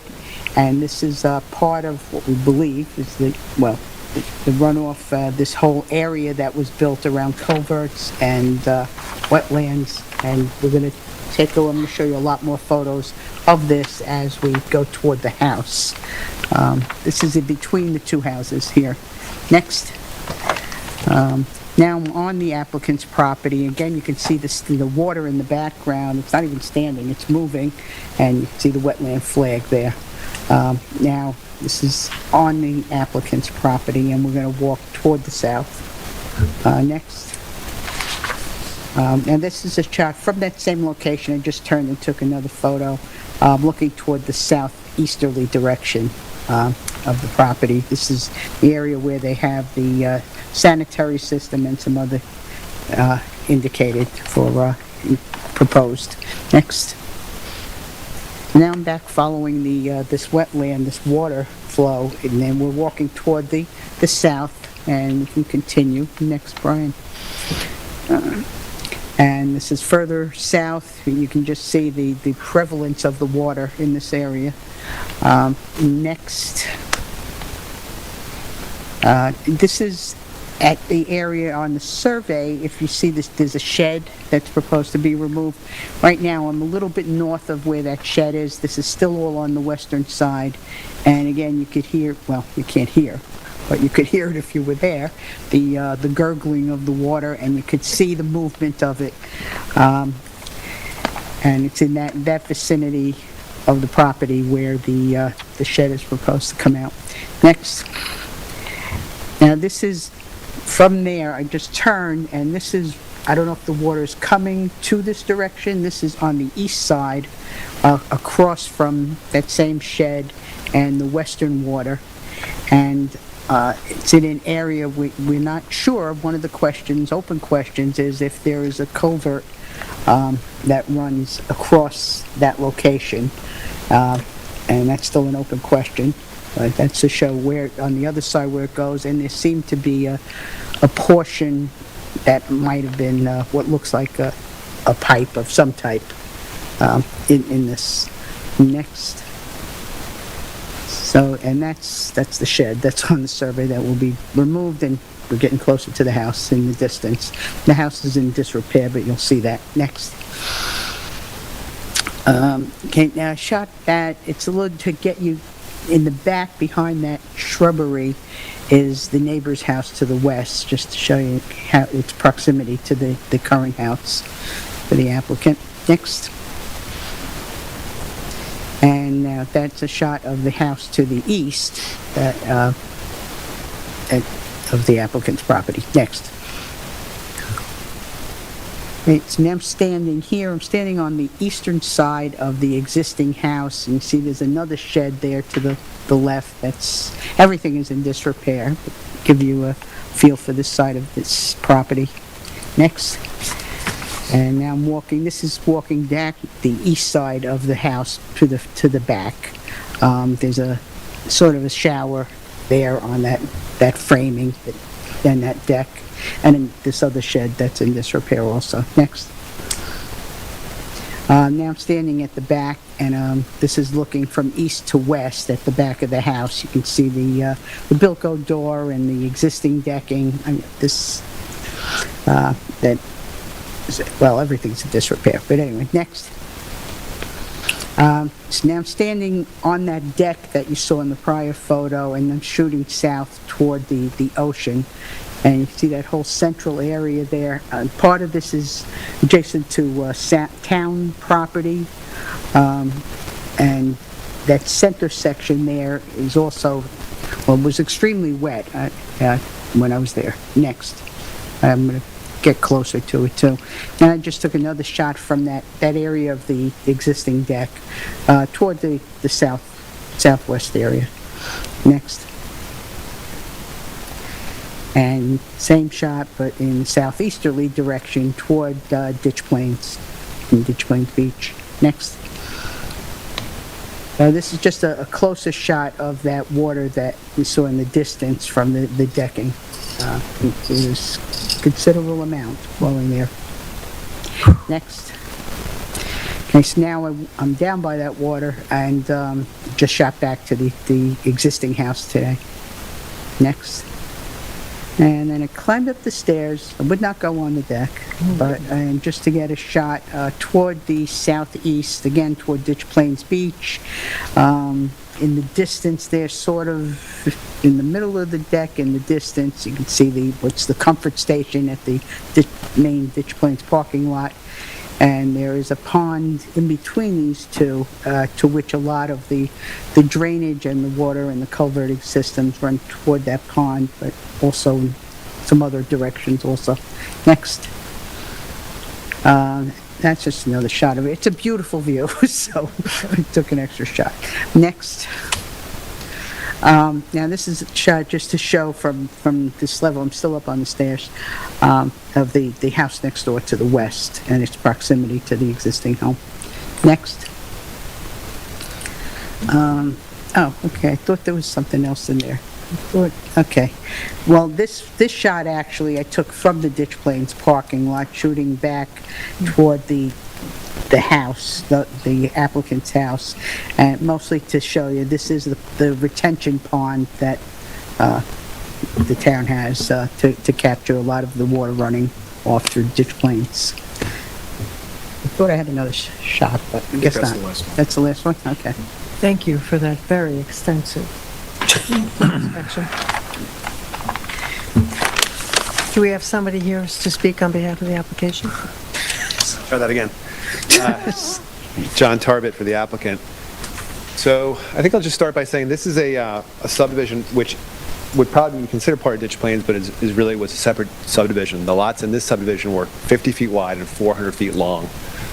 So they're 18,000 square foot lots, unlike Ditch Plains, which is like 7,500 square foot lots. So they are significantly larger lots, and they're all, as you saw, heavily encumbered with wetlands, high water table, as well as heavy amounts of clay, and the water just sits on top and doesn't drain. I did represent the owner who is here tonight, Ellen Fine, when she bought the property, and we immediately decided, as you saw the house in disrepair, how do you come to the zoning board, because we knew we'd have to come to the zoning board in a way that was responsible, and that was the goal of this application. And you let me know if we accomplished that or not, but that was the goal, and the goal was to only make things better and not make things worse. And for that reason, we rebuilt the exact same footprint as the existing house, except we slightly brought it in a little bit. You talk about de minimis improvements, but the house is a little narrower than the proposed house is a little narrower than what's there now. Even though we had to raise what's there now to meet FEMA, so the new house is FEMA compliant, we still were able to not make the pyramid worse. The existing septic system, the other thing to keep in mind is while all the wetlands are important, the wetlands to the north of the house are heavily disturbed, as you can imagine, from a subdivision that predates zoning. To the south of the house is pristine. The existing septic system is on the south side of the house, sitting in groundwater. We're able to relocate that septic system to the extreme northern portion of the property and get it above groundwater. Is it ideal? No. I'm not going to say that this is the ideal application. We did the best we could with existing conditions. Again, while we needed 11 variances, they're all for things that currently exist. And all we're trying to do is make a new home in either better or equal conditions. So all the variances requested exist on the property now. However, the new home, we're proposing to get rid of the garage or shed. That helps a little bit. There was a question in the TAM about the proposed parking area, which we already had to get rid of because the DEC wouldn't allow it. So I did submit a new survey which shows the parking area no longer proposed. So basically, if you went to the property today, the idea is that it would look exactly the same, except you would have a much better septic system, a FEMA-compliant house, heaters and gutters, into dry wells. The TAM did recommend that the proposed foundation was a problem, and we quickly scrambled. I think Brian was 100% right. So what we hopefully submitted is something that, and I don't think there's been time for Brian and I to discuss it, but we did submit.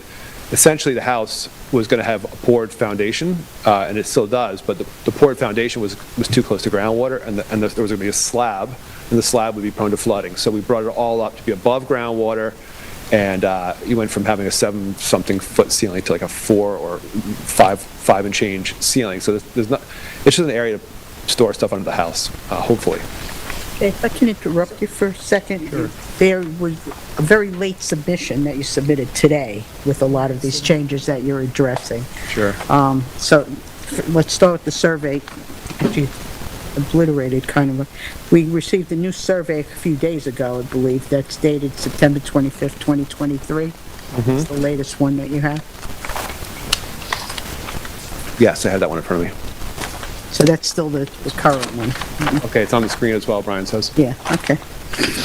All right. And you'll notice that there's no You proposed part. submitted, did you submit any other new documents? You sent an extensive package today that you submitted with some of these changes. So can you just reiterate each one specifically? And you mentioned the foundation.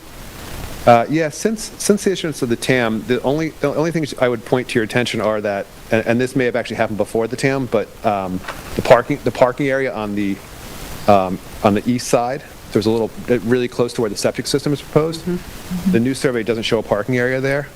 Removing that from the application? Would have been helpful. Sorry? Removing that from the application? Yeah, it's not on the new survey. It's no longer asked for. That was one of the 11 variances. That's not good. And that was one thing that you could point to, which actually is different than existing conditions.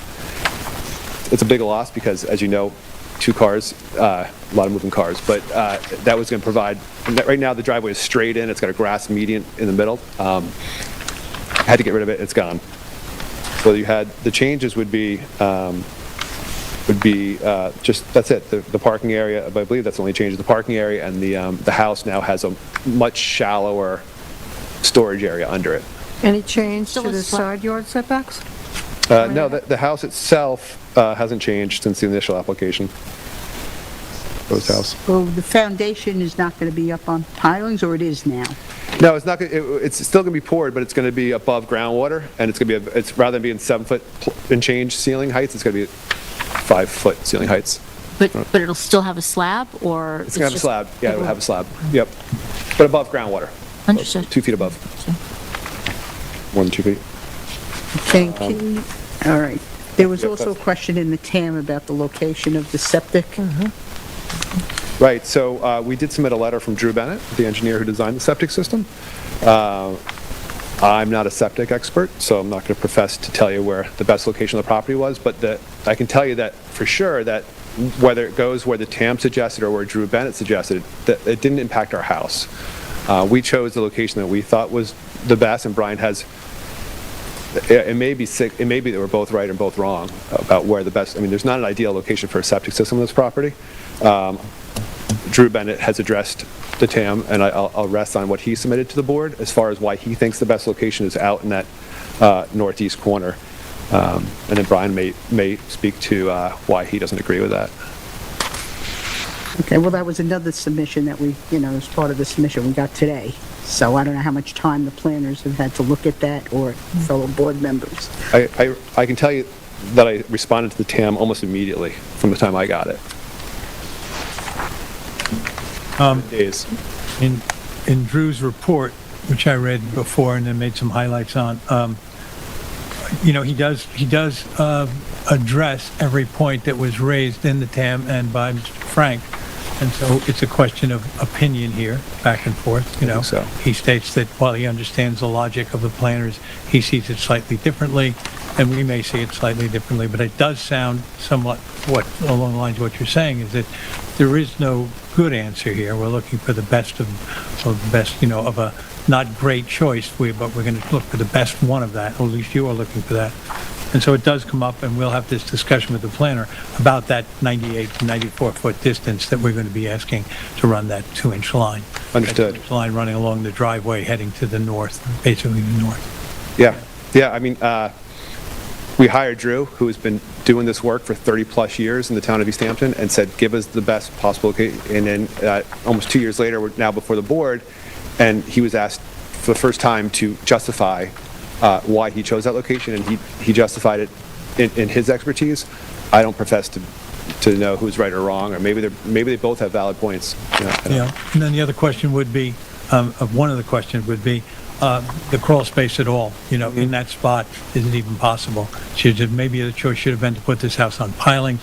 I know it's space you need. I know it's a small house and everybody's looking for storage. Sure. This is a very sensitive area, and we're going to anticipate flooding. We've just seen major flood this winter that, you know, caused damage. Yep. And I was there this week, as other board members were. There's a lot of standing water, so it's obviously going to be a long-term problem. It's not a single incident. Right. I don't disagree with, certainly the initial submission was a problem, and as soon as we saw the TAM, we agreed, and quickly turned around within days this proposal. If the board had serious concerns about, you know, the new proposal, to its credit, is significantly above groundwater, and I did have some discussions. I only had about a week, but I did have some discussions with the architect regarding the two options, and if the board had significant concerns regarding the new poured foundation, first, is it helical piles? Is that the idea? Or piles, a house on piles is the other option, right? We could leave the record open to try to address that for you. One other thing that was highlighted, that was not brought up initially, but it was highlighted in the TAM, was the culvert. Now, I got down on my hands and knees and stuck my hand in that culvert, and there's definitely water flowing through. Yeah. And it's pretty obvious that water's coming from the west side of the property to the east, continuing through the neighbor's property, and then winding up in one of two locations, but both of them are wet with standing water. The standing water is a whole other issue. Some of that's on town land anyway. But that water cannot be blocked in that location. So that culvert has to be addressed as to having it properly sized, engineered, placed. Would there have been a suggestion on the part of the applicant to find a new location for it? If it goes in the same location, is it adequate? I'm guessing, a guess here, it's not science, I'm guessing that it's probably at least halfway blocked with anything that goes under there, sticks, mud, whatever, because the pipe seems to be a significant size, meaning at least 12 inches. You know, you probably put in 12 or 16-inch culvert. It may be partially blocked, partially collapsed. Whatever that is, you know that it's going to cause problem to the west if it's not adequate, and it's going to have to make sure that, otherwise, if that's undersized, if it's not properly taken care of, all the flooding to the west, that water will continue to back up and cause a different problem. So there's an engineering problem here. I'm not in a position to comment on it, how it should be done, but it has to be addressed, because that water's obviously moving on a regular basis from west to east. And what it does beyond that is a problem for both the neighbor and for the town and that thing. But on what you're proposing for us, and you're going to be crossing over that access to the house, building the house, I think we have to address it. You have to look at that, and whether it's asking, I know Drew's commented on it, but he admits that he didn't know exactly what it is. I think an excavation or some test has to be done around that so we can determine what it is, what it has to look like in the future in order for you to complete the project. It's an interesting question, and I've thought a lot about it. Yeah. I did the title work on this. There's nothing in title, so I don't know how those, and maybe Brian can answer the question for the board, and I'd be educated on it, because I don't know how those culverts got there in the first place. I think there's a number of them throughout ditch plains. I think maybe vector control, and I'm guessing here, but Brian may know. But there's certainly no documentation for that culvert, or what it was, or what it's intended to do. And then you have issues like, I know that we're supposed to keep water that occurs on our property, so I have no opposition. We do whatever the board thinks is appropriate, I just don't know how that works legally.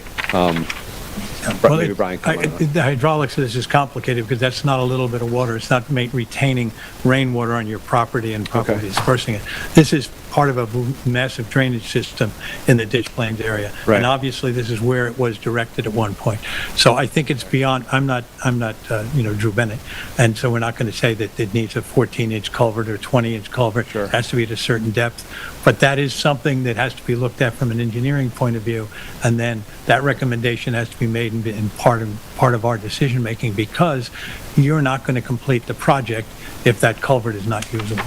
We would It has do other implications. for whatever neighbors. is required. I'm just hesitant to offer something that might be I know, against the I know, DEC's rules or the county's rules. or I think town's because it doesn't show up on anything that I've seen. I don't see a notation of a And none of the certain old culvert. surveys, yeah. And so it's a bit of a mystery, but it exists and it has to be dealt with. So Okay. it's going to have to be something that's going to have to be looked at if as this application moves forward. The only other thing I wanted to point out is one of the benefits we can offer is Rhinestein Park is between this property and the ocean. It's a very narrow town park, and it's used for people to walk along the bluffs there. We can offer to put a scenic easement over the southerly portion of our property. I think Brian suggested as close to the house as possible. There happens to be a 12-foot contour on the survey, which I thought was a nice natural, just to pick a spot. Right. But it probably can move up a little bit. There's just no natural spot. The only thing I would add to that is if we did put a scenic easement over that portion of property, we'd want to retain the right to walk to Rhinestein Park over that property. But otherwise, it would be a no-build scenic easement in perpetuity. I understand that that's it would essentially it'd be about 6,000 square feet of the property. And it would double the width of Rhinestein Park, which would be beneficial to the town. So again, we were able to clean up the very narrow property a little bit by pinching it in. We didn't ask for any variances bigger than what exists currently. We kept coverage the same, total coverage the same, clearing the same. We're moving the garage, we put a new septic system, leaders and gutters. We did our best to try to, and the other thing is the existing house is 1,200 square feet. The proposed house is 1,500 square feet. The usable floor area is essentially the same.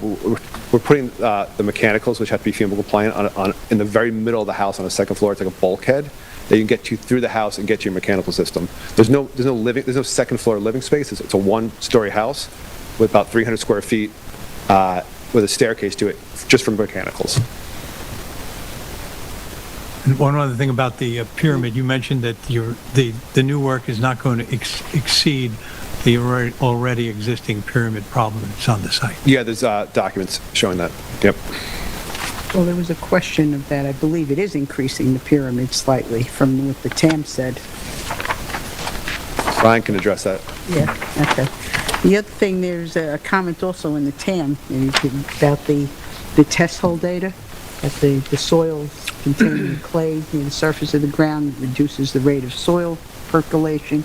Any activity on the property exacerbates flooding will adversely impact the wetlands sanitary system operation, public safety, and quality of life on neighboring properties. And I believe it was not really how did that test hole get established? It seems like there's a little discrepancy in the groundwater. We hired McDonald Geoscience, which is like one of the two companies everybody hires out here, to do the test hole, and they did it on April 10th, 2020. And they show you on the survey where they do the test hole, which is basically dead center of the middle of the driveway, very near where the shed is proposed to be removed. And the culvert, yeah. Well, if that's where the culvert is, I don't know. I don't have this. The culvert has never shown up on any title work or surveys. I know, I see it there. I see the pictures. I just don't know anything about how culverts get. I think maybe, I don't know.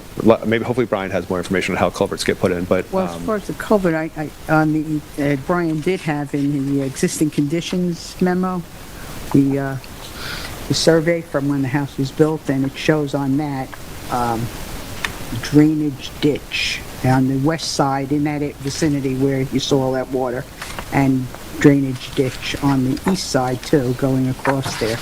That seems to be the location of that culvert. I don't know anything about them. hopefully Brian knows how those, I'm thinking the county might have put them in for mosquito control, but I don't know that that's the truth. I believe we, Developer, maybe? Yeah. sorry, I think we received a comment from the public that identifies location of a culvert to their understanding of it. I don't know that it's documented, but I did notice that in the file. Yeah, well, there's something there, so we could pick it up on a survey. But what if we put a bigger culvert in and it caused a problem with flooding? I don't know the answers to these questions. And maybe Brian's dealt with it on maybe Brian's dealt with it on other There were applications. submissions from some neighbors. And there was a late submission, actually, that came in very late from CCOM. But, and you say all these variances exist today. Well, yeah, it's not as critical as some of these other issues that we're talking about, but the hot tub, there's no hot tub, and you need huge variances for that hot tub, 2 variances. Yeah, so I addressed the hot tub in my memo, and the 60 square foot hot tub sitting on a deck, it's something that would be great to have. I don't see any detriment to it's sitting on the, it's just taking up what would otherwise be deck space, and there's no known detriment from a hot tub. It's a self-contained unit, so I don't see any detriment. And I see a huge benefit. Obviously, I don't see any detriment to the wetland. So it'd be a nice ask. Of course, it's one of the variances that you could either approve or deny, but it's certainly very nice to have that. I believe you said that the side yard setbacks for which you need variances are, though, comparable to the existing side yard setbacks. Not here to redesign anything, but did the applicant work through maybe alternative designs that would have reduced, would have, increased the setbacks to the minimum 8 feet? Variances. What? Well, these are big variances. Well, it's what's there now, right? But I understand your question. So we did, and part of the issue would be that we're trying to work within the existing footprint. So we were trying to work within the existing footprint. So you could design a home that ran more north-south on the property, so a rectangle going that direction. But inevitably, I'd be coming here and someone would be saying, well, the existing house is 15 feet from the wetland, but now you're proposing 5 feet from the wetland. So when you take from one basket, you sort of put yourself in another basket. It's a tough design, and ultimately, 2 years ago when we started the process, the decision was made that your best bet would be to not ask to increase the footprint. So that's the reason for the design. May I ask when the applicant acquired the property? You mentioned that it was acquired. Long time ago, 2013. Okay, thank you. Time flies. Jeez. 11 years ago. Okay, did you see the neighbors' comments that were put into the file? But they put in, I missed them if they were put in today. Yeah, I missed them. They were in there today. Yeah, I didn't see them either. They were See them. submitted. I said I missed them. Yesterday, I believe, Oh, yesterday. yeah, I missed them. Yeah. Maybe some too. Okay, because they have some items that they're asking to address, some of which we started discussions on, but I guess I'm ready for the planner. Yeah, I think we're ready for the planning Great. department. John? Yep. Thank you. Thank you, John. You ready, Brian? Sure, I just want to switch areas for a second.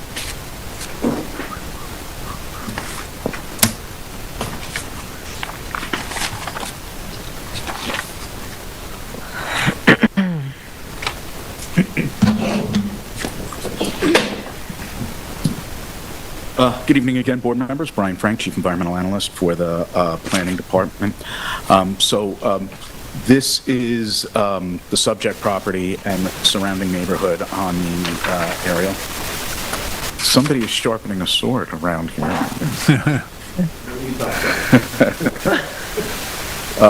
Help it. This is a very unique application. This lot is severely and uniquely constrained.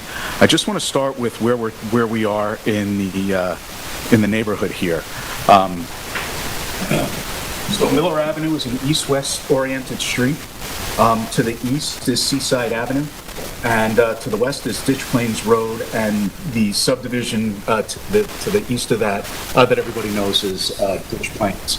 So Ditch Plains is largely comprised of paved lots that are a part of the town's highway system. Miller is a private road that's unpaved. That's obvious from Member Berger's photos.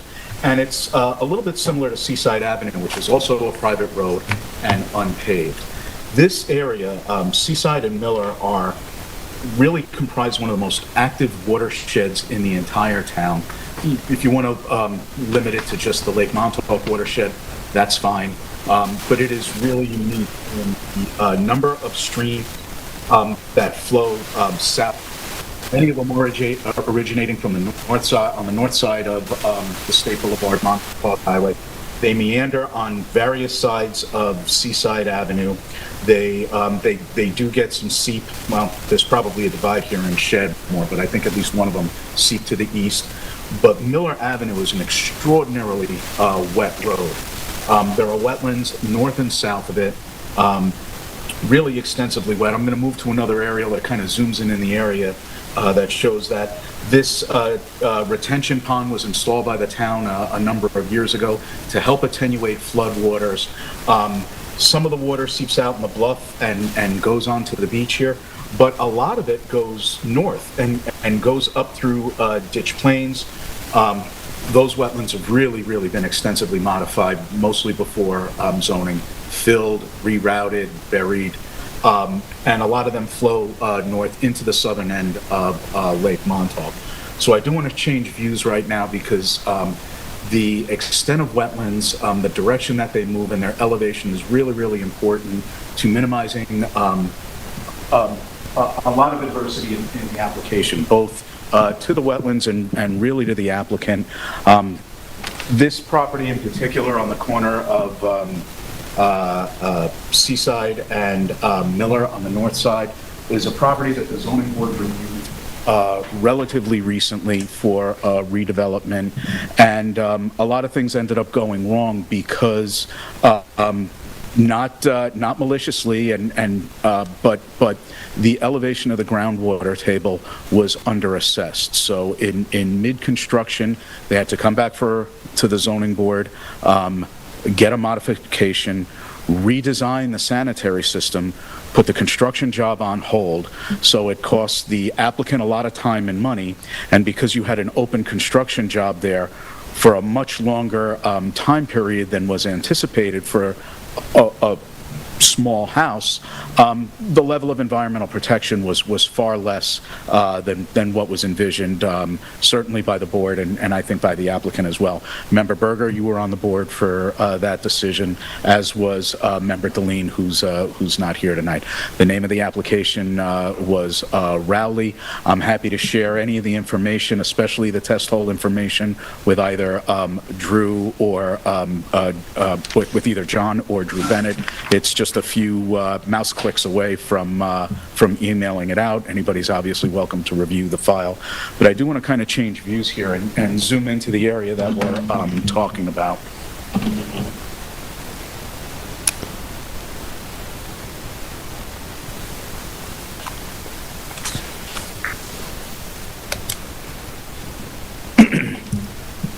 So this is more of a closer view of the property and the properties immediately surrounding it.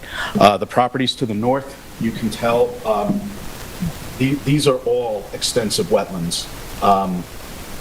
This is the fine property. You can see the existing clearing runs down the middle of it. See the I don't know how well you can see the contour lines from up there.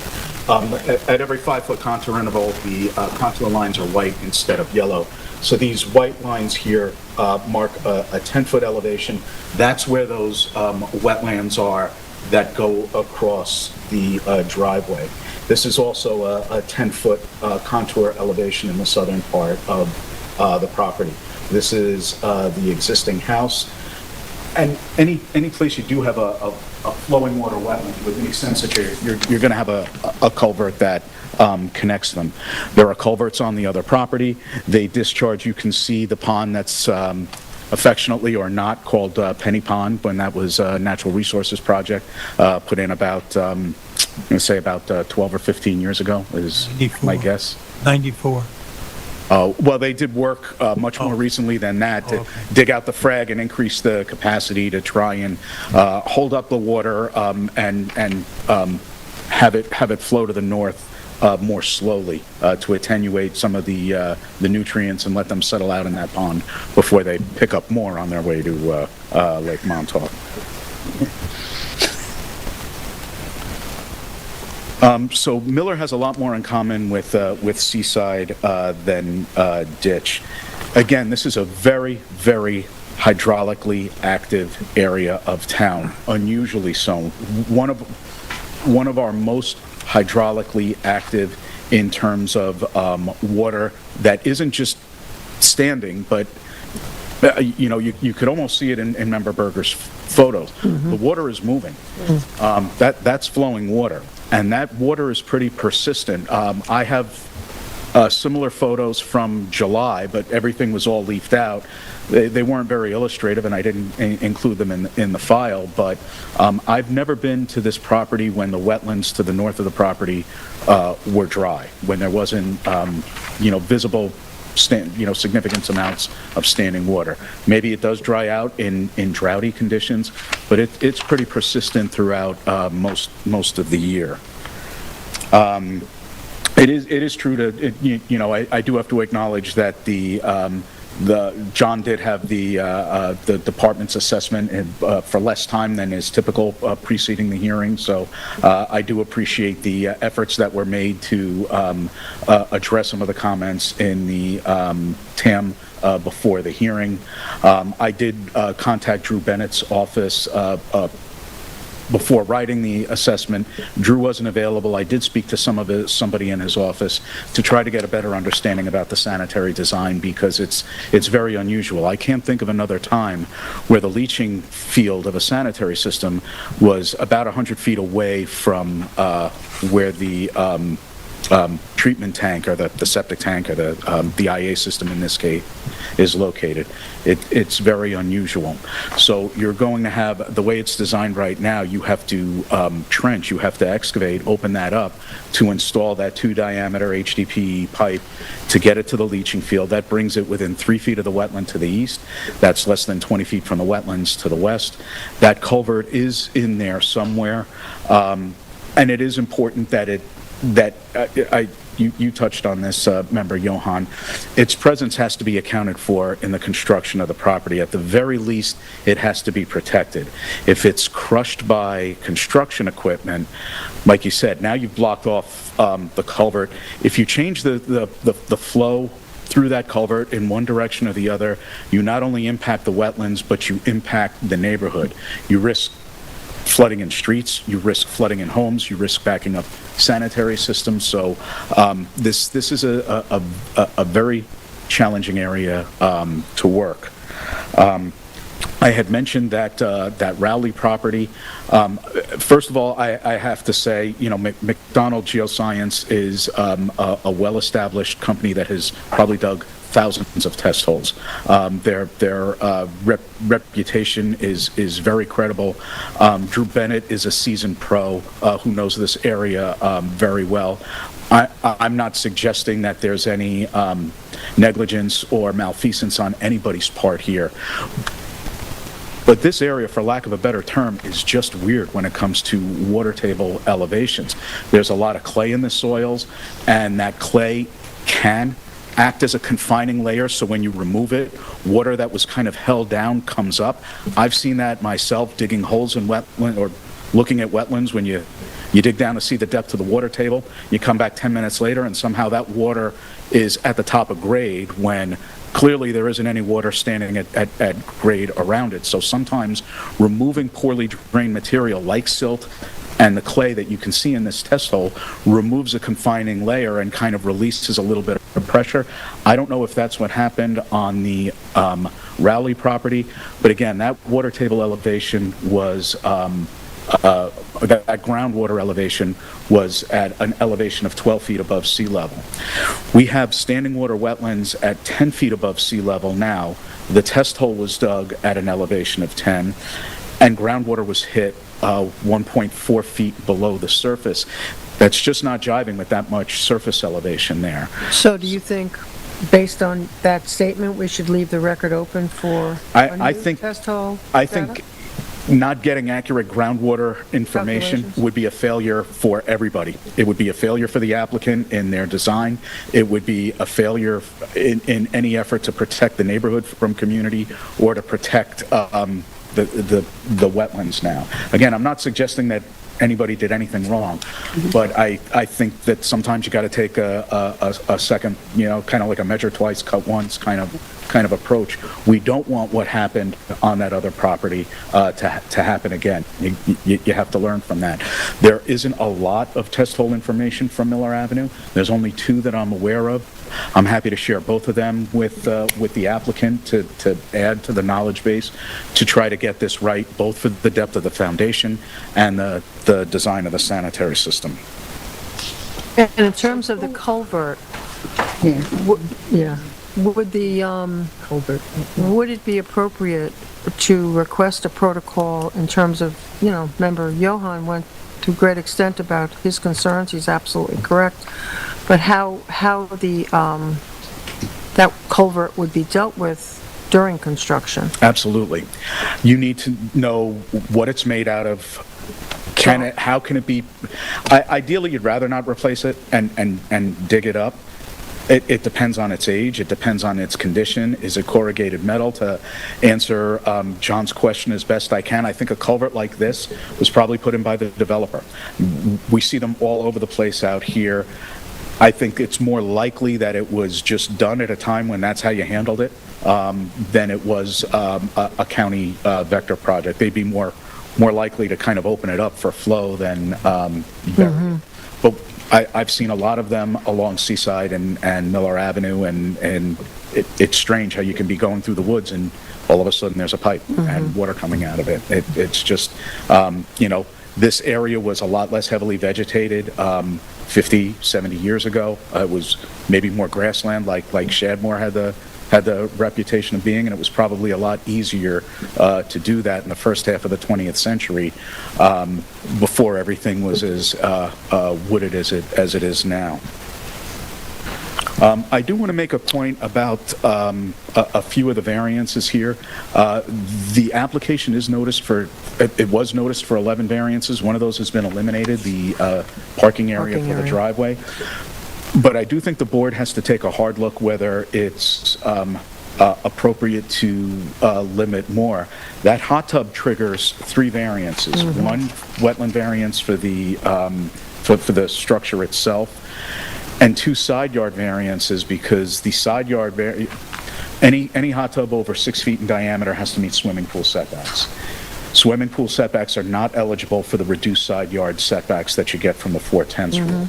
That's what knocks what is ordinarily a 15-foot side yard setback down to 8 foot on a property that's 50 feet wide like this. So eliminating the hot tub eliminates 3 variances. I appreciate what John said about the design of the house and kind of keeping the footprint the same. The building coverage is nominally increasing. It's only about 25 feet, but it is worth pointing out that bringing that footprint in to 8 feet on either side eliminates 2 other variances. And when you take a look at that proximity to the neighbor, especially to the west, that could be significant, especially when you do have a roof deck, which is reasonable to have in a design, but that is also going to bring activity closer to the west, to those side yards than in its absence. I'm really, obviously, as an environmental analyst, I'm more focused on the natural resources here, but I do think it's worth just pointing that out, and that's pretty much all I'm going to say about that. Everything else is a consideration for the board. It's not a large house, especially compared to what's there, but the constraints of the lot are pretty severe. Increasing those side yard setbacks also gives you a little bit more room if there are going to be dry wells there. you have a little bit more room from the property line or to get them in there without necessarily going north or south in the direction of the wetlands, especially when we know this is a dynamic area. Brian, could you just address the pyramid variances a little bit? I understand that when I look at this diagram, they look the same, but, and forgive me, I'm a little new at this, but so aren't we measuring also the volume of the structure that pierces pyramid, and does that change? I think, you know, the way the applicant measured the pyramid variance is not unreasonable. They measured it, I should bring it up and show it to you. They measured it perpendicular to the pyramid line. It's not super black and white in the code, but the code does mention a vertical line that extends it. So the height changes were based on the planning department's estimate of the vertical piercing of the pyramid line. But it does pretty well align with, it's very parallel to the architect's calculations that were taken perpendicularly. And I could cite the numbers that were estimated in the TAM if you'd like, or just bring up the... Okay. Did that answer your question then? Volume the idea of measuring pyramid by volume is a relatively recent phenomenon. Now that you have AutoCAD and you can do those things, it's a little bit easier to do that on a computer than it would have been when the pyramid law was written decades ago and everything was hand drawn. Doing a volumetric calculation then would be pretty labor intensive, and I don't think that was ever really envisioned. It also doesn't tell you very much. If you say, hey, this is 5 feet above the pyramid line, that tells you a lot more than if somebody says, this is 20 cubic feet beyond the pyramid line. It's very hard to place that into context. I just felt like I've seen that discussion about volume outside the pyramid in recent TAMs, so that's why I was asking. It's worth it. I think it just adds to the picture, you know, a graphic image showing you that plane, and like I said, you can do that with the CAD programs now a lot more easily than you could have, you know, years ago. So maybe because of these, I'm sorry, maybe because of the constraints on this property, and your TAM actually addresses, applicants should address the adequacy of the property to contain the demolition and construction activities and materials. So maybe a construction protocol is appropriate for the whole project, which would include the culvert concerns. Overall. It's a tough area. John, I know in his submission, agreed to not use Miller as a staging area. Miller's a narrow road, and you saw from Member Berger's photos, it is flood prone. If you do have construction vehicles that are lined up, you really are limiting passage along that road. But if we can go back to the survey if you want, the area on the lot to work itself is pretty limited. You've got wetlands to the east and the west, you've got a grass strip in the middle, and then So where will all those materials be contained? So, I think as much as I'm sure the applicant would love to get a decision as quickly as possible, I do think it's in everybody's interest to get the answer to as many of these questions as possible before the record is closed. Yeah, if the access through Miller, if it's not through Miller, where's it coming from? They've got to try to do, well, it's got to come from Miller, but it's got to be contained on the property. And how do you do that? And stay out of the wetlands and not crush the culvert. And, those are some challenges that I don't envy the applicant having to tackle. But as far as the culvert and the test hole to be redone another time, that would be up to the applicant and the engineers to do. Does the town get involved in that at all? No, there are circumstances where the and this is what was done on the property that I was mentioning earlier. There are times when you do a witness well, or you stick a PVC pipe into the ground, into the water table, and you monitor it over a certain period of time to see the fluctuations. That is what they ended up doing on the Rowley property. It doesn't sound like the health department required that in this Health Department application. John did submit preliminary comments from the Health Department that suggested that that they were ready to approve the application subject to town and state wetland permits. Is it one test hole, or is there a reason for more than one test hole, especially given the link that, Soils. that Yep. depth of the property? I think you start with one. You generally start with one, and you try to do it as close to where the leaching field is going to be. In this case, I think northwest of the house is probably the best place to do it, to get the elevation that might be best used for the sanitary system design as well as the foundations design to ensure that it's above the water table. That would be my suggestion. I read Drew's submission. I think he makes some good points. They have proposed a pressurized drain field, and the benefit of a shallow pressurized drain field is that you don't have to dig down to sand, so it is less invasive. The downside on this property is that it has a bigger footprint, because you need more horizontal area to get that same square footage of leaching, and every, horizontal area is at a premium on a lot that's this constrained. So I do appreciate Drew's comment there, and I do think it's insightful and thoughtful. I do think it's worth looking at alternate configurations of a drain field, maybe east-west in front of the house, to try to accomplish the same goal. I wouldn't want to see the wetland setback reduced from where it is now, but I think because the constraints are so severe, I think everything is on the table, really, to be honest. In Drew's comments of the 23rd, last Friday, I guess he sent this letter to us, and we had a chance to review it. I read it today. I think he does make good points. I think he tried to answer as completely as he could any of your concerns.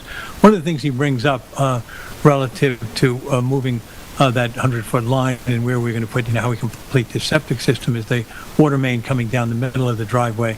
Being asked to relocate the water main would cause for a lot more damage if we get asked to do that, because the water main obviously is down at a depth that we didn't have to attain. I think that's a fair point, and I would thank you for reminding me, because I would respectfully ask the applicant to consider abandoning that and putting in a new one, the same way that on occasion. Initially, the application proposed to remove the old cesspool in accordance with Health Department regulations. There are circumstances where it's better to clean it out, fill it with sand, and leave it in place so that it's less invasive.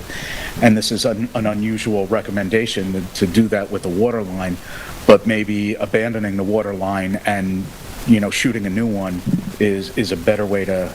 It is a thought.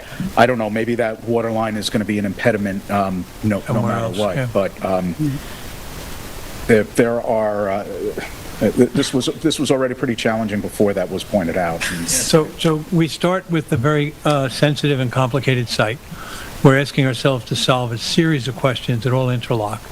That's basically what's going on here. It's the septic, it's the water line, it's the culvert. The culvert cannot be forgotten about. This is going to be absolutely critical. Mm-hmm. So the culvert's got to be sized, engineered, installed, or saved. I'd be very doubtful you're going to save what's there, mostly because it's very close to the surface as it is now, which means that it probably is going to be very susceptible to some damage. Now, during construction, we know we can bridge it and we can do some things.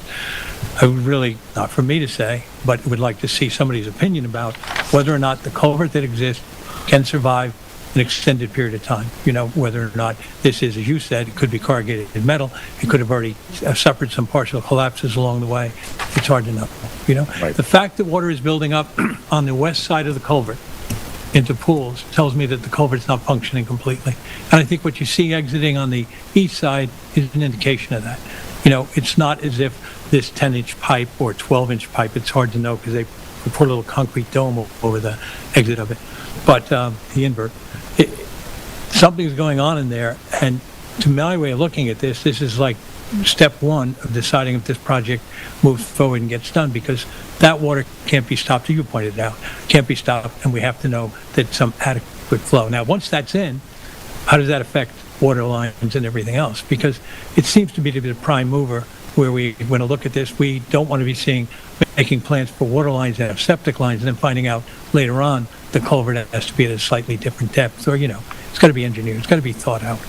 And I'm not in a position to do that. We have to rely on someone else to do it. So, as you've been mentioning, we need some time here for some of this to come back to us. And I think, and it's unfortunate for the applicant, as you say, this is a very complicated job. If we're going to come up with, as Mr. Tarbott's hoping, a good solution to a bad situation, it's going to take a lot of work. But it's going to take a little more work, let's put it that way. A lot of good work has been done up to this point, but there are some significant questions here, I think.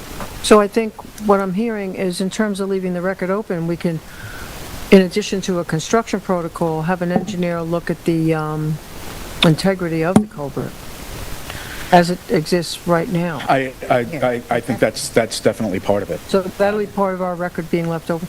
And I'm also thinking providing a new test hole. You seem to indicate northwest of the house would be a good location to do that? That would be my suggestion. It would give us more accurate groundwater calcs, too. Well, it would give you another one. Different one, yeah. Might be exactly Okay, so those are the things I have listed to leave it open so far, okay. And I'm sure John is going to want to respond to Yes. some of the things We'll that see he how heard tonight. Mr. But Tarver feels. I think you've got, you did have some public participation in this hearing. And, again, I know everybody is anxious to, or I'm sure the applicant is anxious to move this forward. But I really think that you might want to look at a continuation. Well, I'm not a fan of, as everyone knows, of leaving records open, but I think in this case, leaving the record open without the opportunity We absolutely have to leave to the discuss what you get is, kind of a disservice to everybody. And as cumbersome as it is to kind of have a continuation, it's probably the cleanest way to advance. The problem with the continuation is we'd have to set a date now, and this sounds like this could take quite a while. Well, we'll ask Mr. Tarver Yeah. that question. I'm sure John wants to speak to that. There are two ways you can do it. You can set a date now, or you can do it after you get the material. Right. You can also pick a date a little bit down the line and then you just have to and try to renotice build and some, right. a safe buffer into that. But But we're not ready to do that anyway, because we still have public comments. Well, once Mr. Frank is I done. was kind of all over the place in my presentation, but I think I covered everything. So I don't know if there's any. We get so excited, we just had to interrupt you. We just can't control ourselves tonight. Go ahead, Jen. Mr. Tarbott said that he would be open to moving from even the crawl space, the improved, more shallow crawl space for the slab, to potentially pilings. Could you give us your view of the environmental benefit, or sort of going from one to the other? Well, an open piling foundation allows sheet flow of water underneath it. It involves less excavation and a little bit less disturbance. It was incorporated into the Rowley property, but then they built the fascia all the way down to the grade, which kind of kind of undermined the value of having that separation, so that if something floods, it can sheet under there. Here, I think it's less sheet flow, and I think more about limiting disturbance. My concern is that the more of the poorly drained soils near the surface that are excavated, the more likely the water is to come up to the surface, and that's speculation on my part, but when that happens, it's already a mess. Okay. Any other questions for Mr. Frank? Is there anyone else in the audience that wishes to address this application? Or people have been waiting for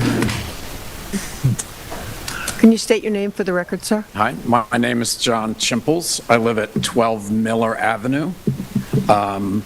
Do you swear to tell the whole truth and nothing but the truth? Ew. I didn't know I was testifying. I was just commenting. So I have been through in rubber boots from halfway up Seaside, past the Rowley House, across John Alter's, the space in between me, through my entire wetlands, across this property, to Lisa Spellman's at 1 Miller, and have followed this water for the last 15 years. At one point, part of the culvert was blocked, and I had water within 8 feet of my front porch on the north side. If we had the other thing, I could show you where I am, but I'm on the north side of Miller. It's interesting because they were saying that these are 50-foot wide lots, but a lot of them are not 50-foot wide. There's lots of wider lots along there. So I can't, I'm probably 200 feet to the west and across. I've watched all this water flow through here. I've walked all through there. As Brian said, it's amazing how much water, well, he didn't say that, but I'll say it. It's amazing how much water flows through there. And when that culvert is blocked, when that water doesn't flow, my front yard floods to the depth of, you know, because I have a slope above the wetlands, I'm probably, it comes within 8 feet of my front porch. It hasn't happened in a long time. I used to have water coming through. Now that the water's flowing again, I don't have seepage through my slab. I did actually put a sump pump in, but my basement's been dry now that the culvert works. I'm not obviously anybody, but I'm sure there's a culvert traversing that property.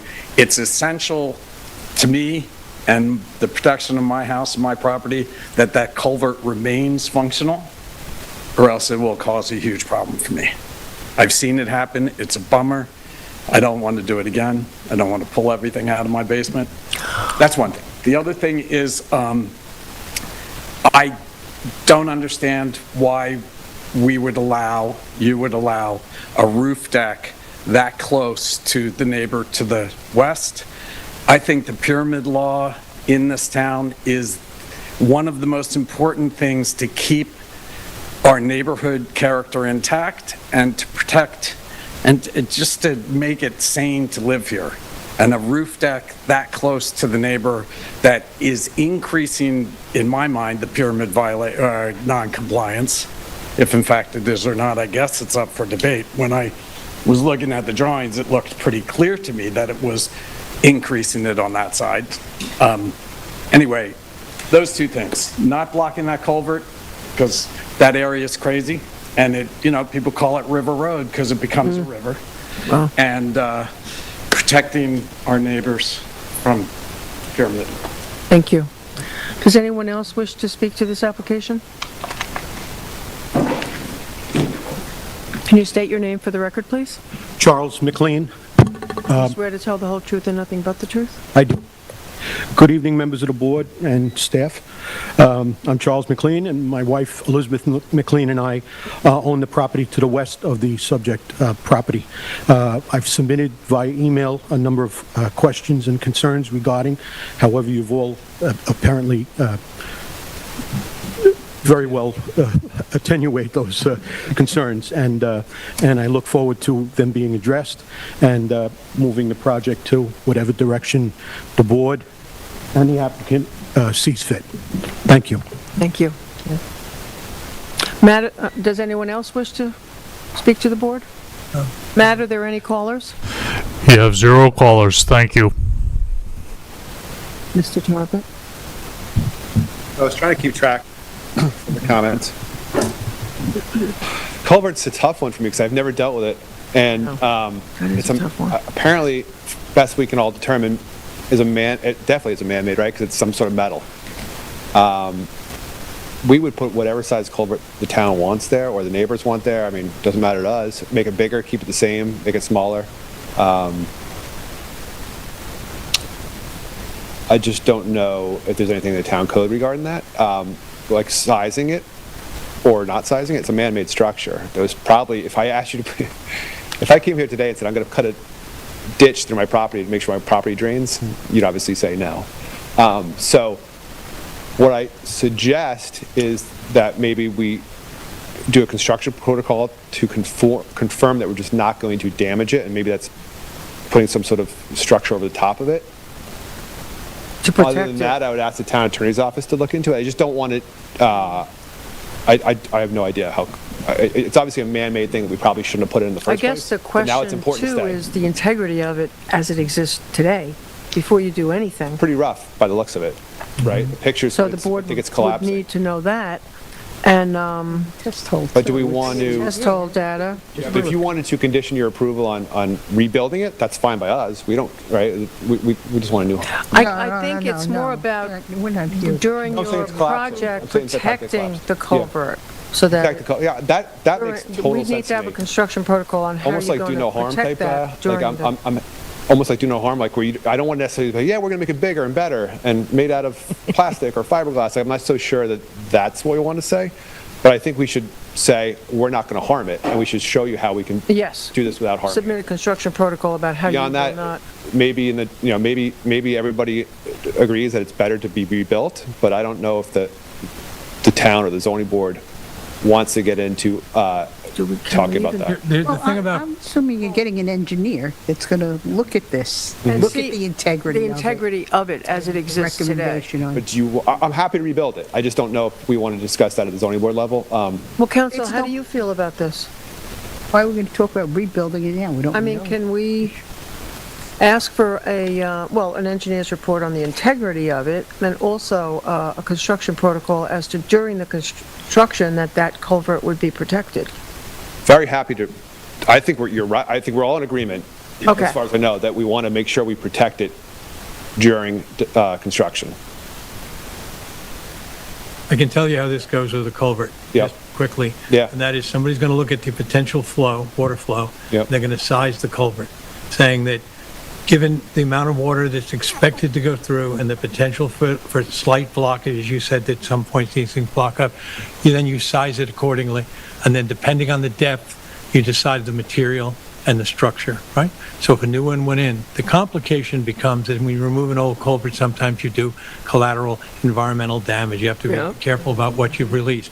So that's why it takes someone with expertise in this just to give us some information. This is not a major engineering effort. Yeah. Somebody who does culverts all the time will know how to size them, how to specify them structurally, and then there'll be an elevation for depth. They'll want to be a little lower than you might imagine, and that's what they'll say.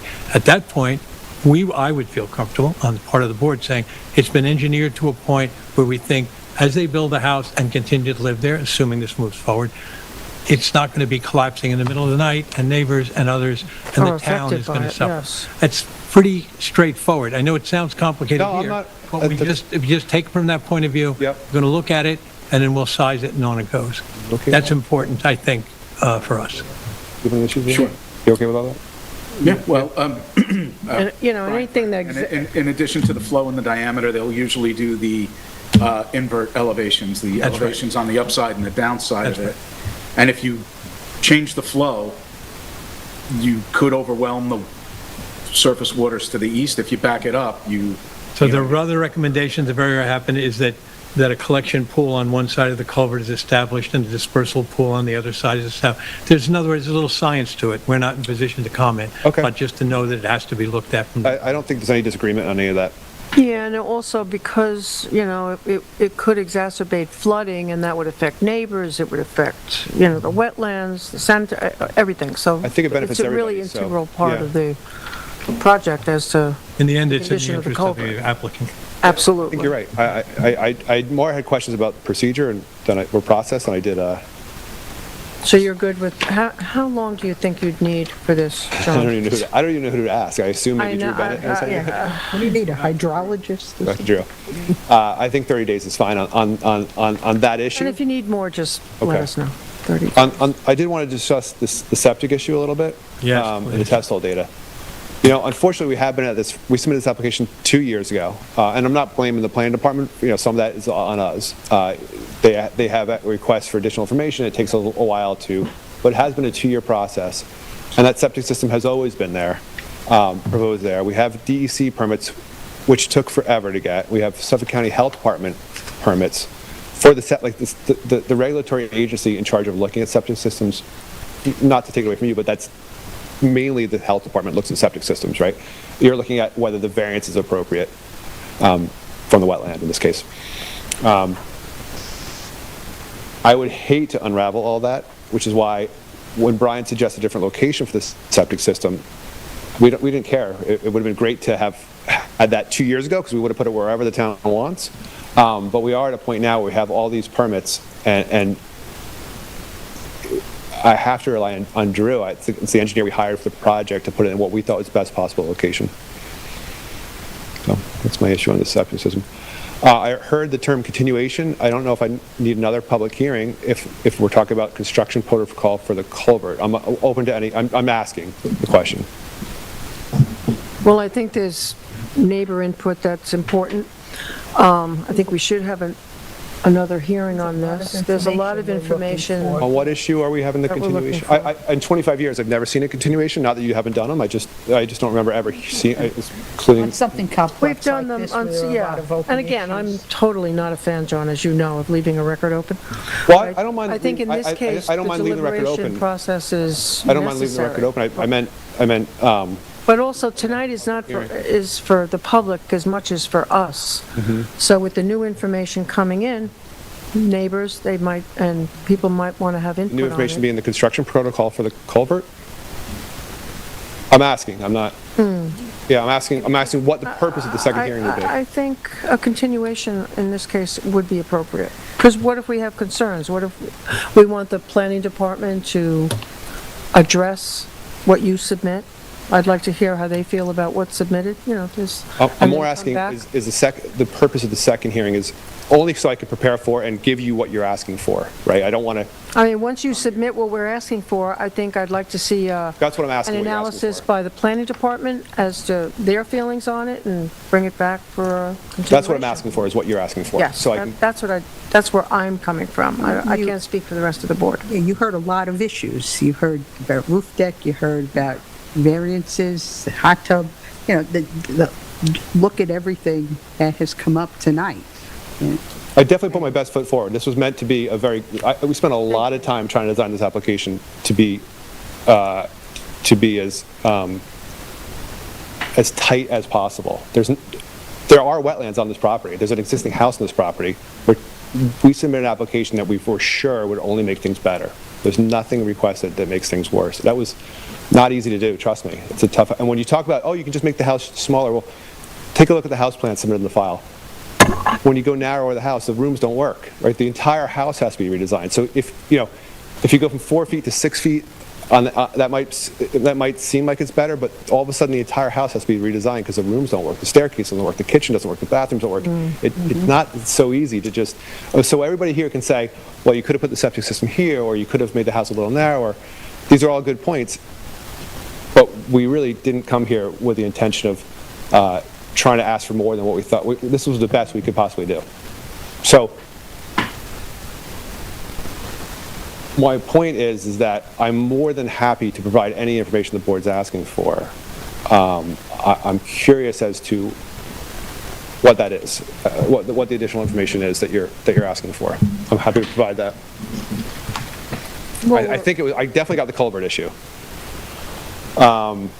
And the test hole data, the whole thing about the flow of More accurate groundwater calculations. Well, no, the concerns that the neighbors have. You've heard Mr. Chimples, you know, and his experiences. No, I understand that. And also, all I can do is hire a test hole guy. Once you submit, It can't be resolved. Your question is whether Right. or not it requires a hearing, whether or not we could Yeah, just that's where analyze the it's going. material as it comes in. In other words, if you And do then we'll produce make a the additional decision material we're based asking on- for, a protocol analysis of the culvert, if you produce those, could we take that under consideration without a hearing? That's basically your question, right? Yes, that's my good question. Well, that's, well, once you submit in 30 days, I'd like to hear from the planning department as to what was submitted. And whatever's submitted. And whatever was submitted, concerns what would aside be the from harm in this one having issue. another continuation? of a Another public hearing? Have you ever had another? continuation. Have you ever done a continuation before? Yeah. Is that the new thing? Okay. It's not the new thing, it's something we're entitled to do. Well, in my 25 years, I never saw one, and there's We've had them. continue. Have you seen them? Oh my goodness, Yeah. is that rain? I'm new on the block. But I'm the newest person in the room. I just, in 25 years of doing this before all the boards in the East End. Oh, my God. It's not something you would normally do unless, some new information came to light that was bizarre. I mean, That is exactly what may happen. No, like during the hearing where you felt the need to renotice it for additional public hearings, like new variances or, We don't that know may all what your happen. research is going to produce, so at this point, I'm going for a I continuation. submitted an application Would 2 agree years with ago. me? I would agree Let's because move on there's from this. still are variables and they lot of interact with each other. And so, again, I do want a Can full you planning understand the review of it. applicant's frustration if 2 years ago we submitted an application and the night of the hearing someone says, hey, look, let's get more test hole data? I could have done that so many times the last 2 years. But Well, we're sorry about that, but there are concerns here. Yeah. But I just want to, I kind of am understanding both sides to this, but the question of a public hearing to me would be not so much does he have the opportunity to present all of this data specific to what you're asking, but whether the board needs to hear the public's reaction to the data to be able to formulate your opinion. So to the extent that you know what the public has said already and we have it in the record, I don't know that that you need the public to interpret the test hole number, for example, or or do you need the public to help analyze Drew Bennett's, report of the structural integrity of the culvert? But I would like the planning department to review the submissions and Okay. get back to us. So Brian, when you have been asked of that in the past, do you have to have a continuation for the planning department to respond I think it's to important the that they data? respond. I'm with you. I want to make sure we do this correct. I don't think the planning department needs the hearing to respond. And if you want to defer whether you continue, whether you think you need it or not, I think one of the biggest reasons would be if the board has questions that they want John and his team to answer when you get that information. If you just do it back and forth in writing, it gets very cumbersome, and I think a lot is lost. The idea is to not just have a hearing for the sake of having a hearing. It's to provide the venue to ask questions if you have them. It could be possible that you get the information that you want and it's crystal clear and a continuation is not necessary. But there are so many unanswered questions. I shouldn't say so many. There are a few unanswered questions, and they're big right now. The groundwater elevation, the test hole information. Are there reasonable alternatives? Is this the best sanitary design? And again, we had mentioned, Drew made a pretty compelling argument on the pros and even pointing out some of the cons in this design. I still think it's a big enough thing, and I would want the public to hear. Well, they still can hear. They will still be able to review the documents submitted, right? Yeah, review the documents, but, I don't know. Well, I'll just speak for myself. I'm comfortable taking whatever information comes in and analyzing it and putting it into some perspective. I will say, however, that a hearing might benefit the applicant more than it does us, because you have to then assume that everyone's going to give it the same amount of attention and give it the proper kind of attention that you're hoping they would give it, the kind of concern that'll be favorable for you. I'm comfortable taking whatever you sent and reading it and making my own choice, my own analysis. However, I do think if there's a lot of give and take and not confusion, but concern on the part of the board, it probably benefits the applicant to be able to have you come in front and say, this is why we sent it. This seems to reaffirm my position. That's all. That would be, I don't that would disagree be with the you. argument. What's that? I do not disagree with you. Okay. I think it's a well-made point. Yeah. But can we just narrow, just so I know, what are we looking for? I'll give you that information. I want you to just tell me, if you could just repeat the information that you're looking for, I will get that to you. We're looking for a construction protocol for the entire project, and we're looking for an engineer to look at the integrity of the culvert as it exists now. And we're looking for providing a new test hole data northwest of the house, which would give us more accurate groundwater calculations. And what else? Did I miss something? Well, Is there a better design construction for the protocol, sanitary but that's- system? You know, that includes... Construction protocol? I can tell you that, like, I have to rest on what Drew did, so I wouldn't be submitting additional information on, unless the test hole data changed, right? But if the test hole data is the same, then that was our best location for the septic system. So I wouldn't necessarily be designing a new septic system. But that wasn't meant to be argumentative. I was trying to, I think you took that way. What I'm saying is... Yeah, no, I understand. Okay. No, there's just so much, there's so much involved. So, the culvert, I think there's construction a protocol, consensus of the water board. flows. Okay, so I got, That we submit what we're asking within 30 days, and then have a continuation hearing. And 11 That's what I'm hearing. variances, 10 variances, 10 variances. right, they're technical in nature. You That's not understand they to say exist you now, the can't house is turn there. around. Right. You know, what Member Johan is saying is very clear, because some suggestions were made tonight, how to reduce the variances, which you could address as well in this next. I'm taking And notes, that, I listening. think, would be very helpful to you, to think about the concerns we looked at tonight. It's not just construction. And it's not just about a construction protocol and the culvert, it's about other things that were suggested tonight that you could not be stopped at addressing as well. Okay. Thank you. So how do All we right. proceed with So what are we doing, a continuation? How do we Well, proceed? what we do is with the 30-day, once, he might submit these 30 days before. This might be submitted, might ask for more time, we don't know. I understand with the So I think continuation, we're with going to set a you date. don't have to set a date tonight based on, we don't know how long any of this is going to take. But as soon as Set a we date do get farther it, you out. can set it 2 farther months out. from It now, simply 3 means months he has from to now, we renotice could it, set a that's date. all. I actually just came to a conclusion, which I think you're already there. I think what you said made me think about it, was what we could do is submit this information, and if the board decides at that time that they want to Yes. reopen the hearing, they Yes. can do that. Yes, that's what I think too. I don't, That would be the Is that an smartest option, thing to do. Counselor? Yeah. I think that's the way I feel, anyway. and that, I very well could agree with you. Like, we could do this research and be like, well, geez, that was different, and Right. we need to go back. Yeah.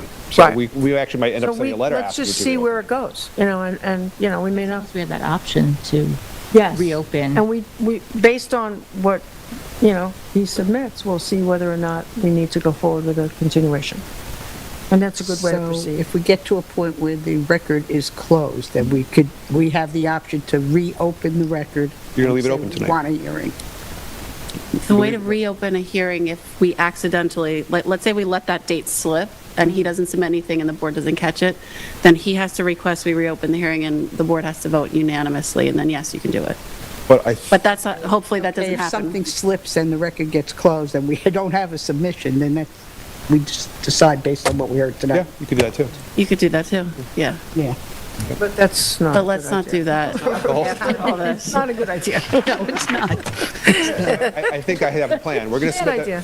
we're going to submit those, the construction protocol, the culvert, and the new test hole data Yes. with a cover letter with whatever our findings Yes. are. And at And that feel point, free to address any or other. the planning department may respond. Look at Yes. all the They may.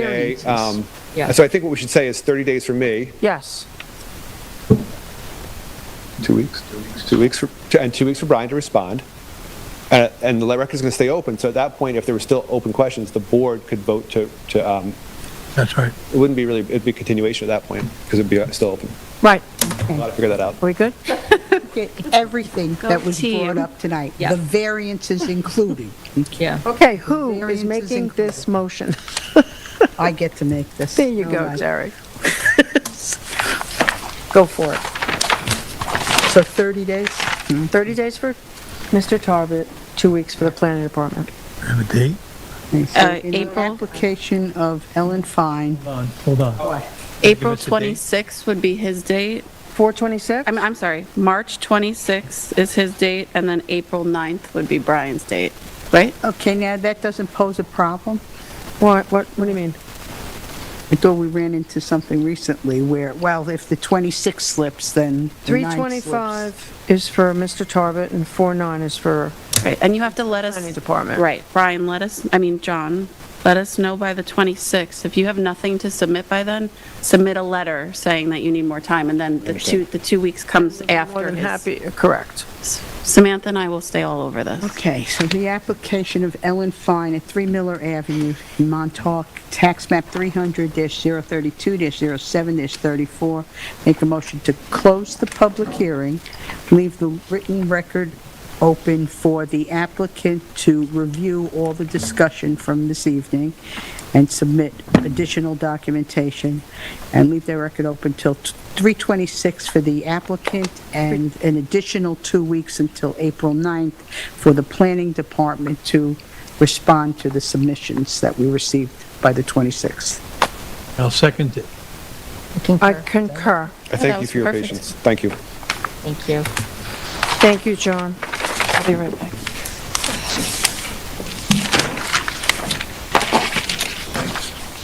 Thanks. Okay, are we waiting for council to come back? She left. Yeah, I guess we're waiting. We should wait for council. Yes, we should wait for council. Are we going to go for a record tonight? Probably needed In terms a of, drink of water. Oh, no, you can't break the record. The record, midnight. is the record midnight? Oh, we used to, I don't know. When I first started, it's like we never got out of here. All right, all right, all right, mics are on, girls. Oh, okay. Let's take it. Yeah, you don't want to break that record.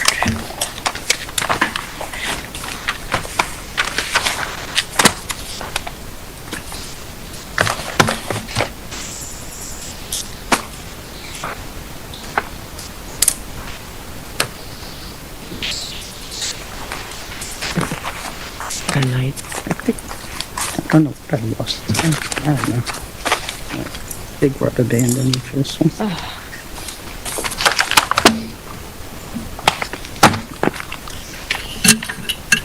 Oops, I'm sorry, I'm hogging your space.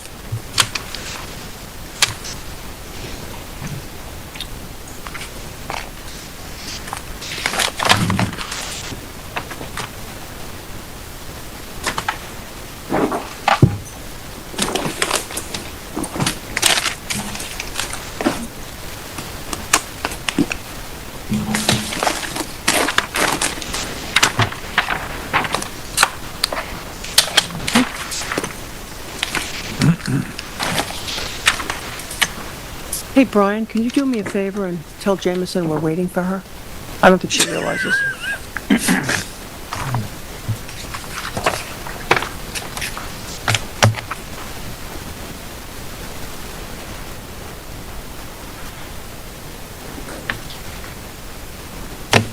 Oh. Guess you ran downstairs for a second. Oh, okay. Oh, a bunch of admins.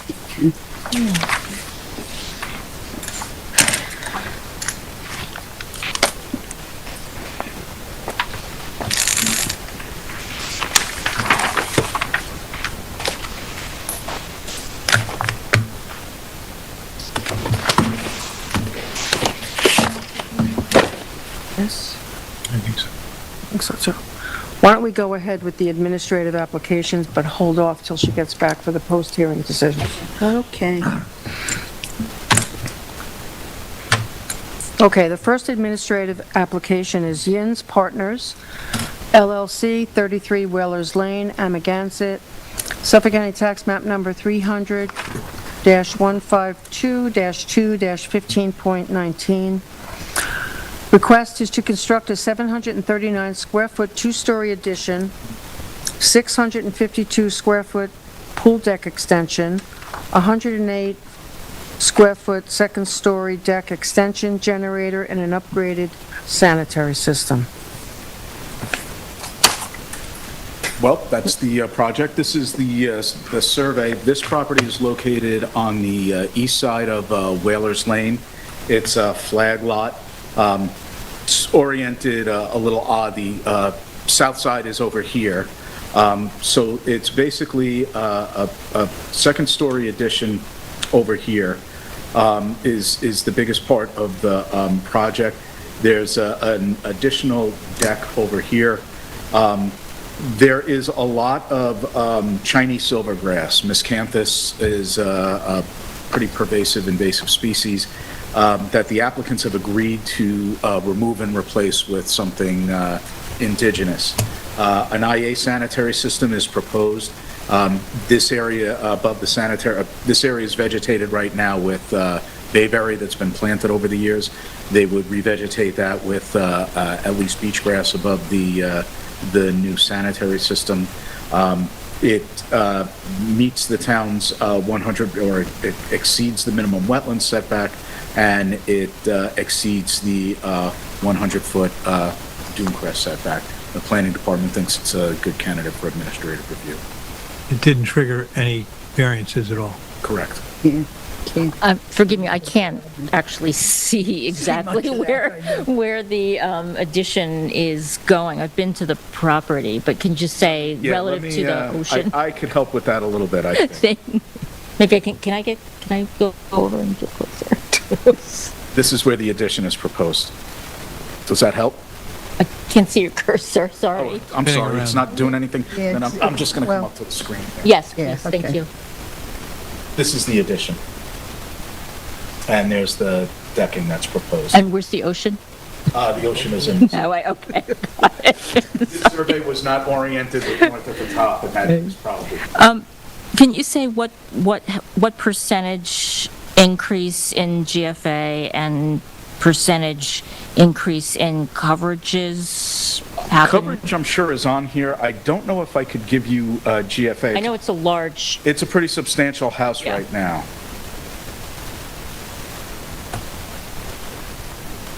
This property looks familiar.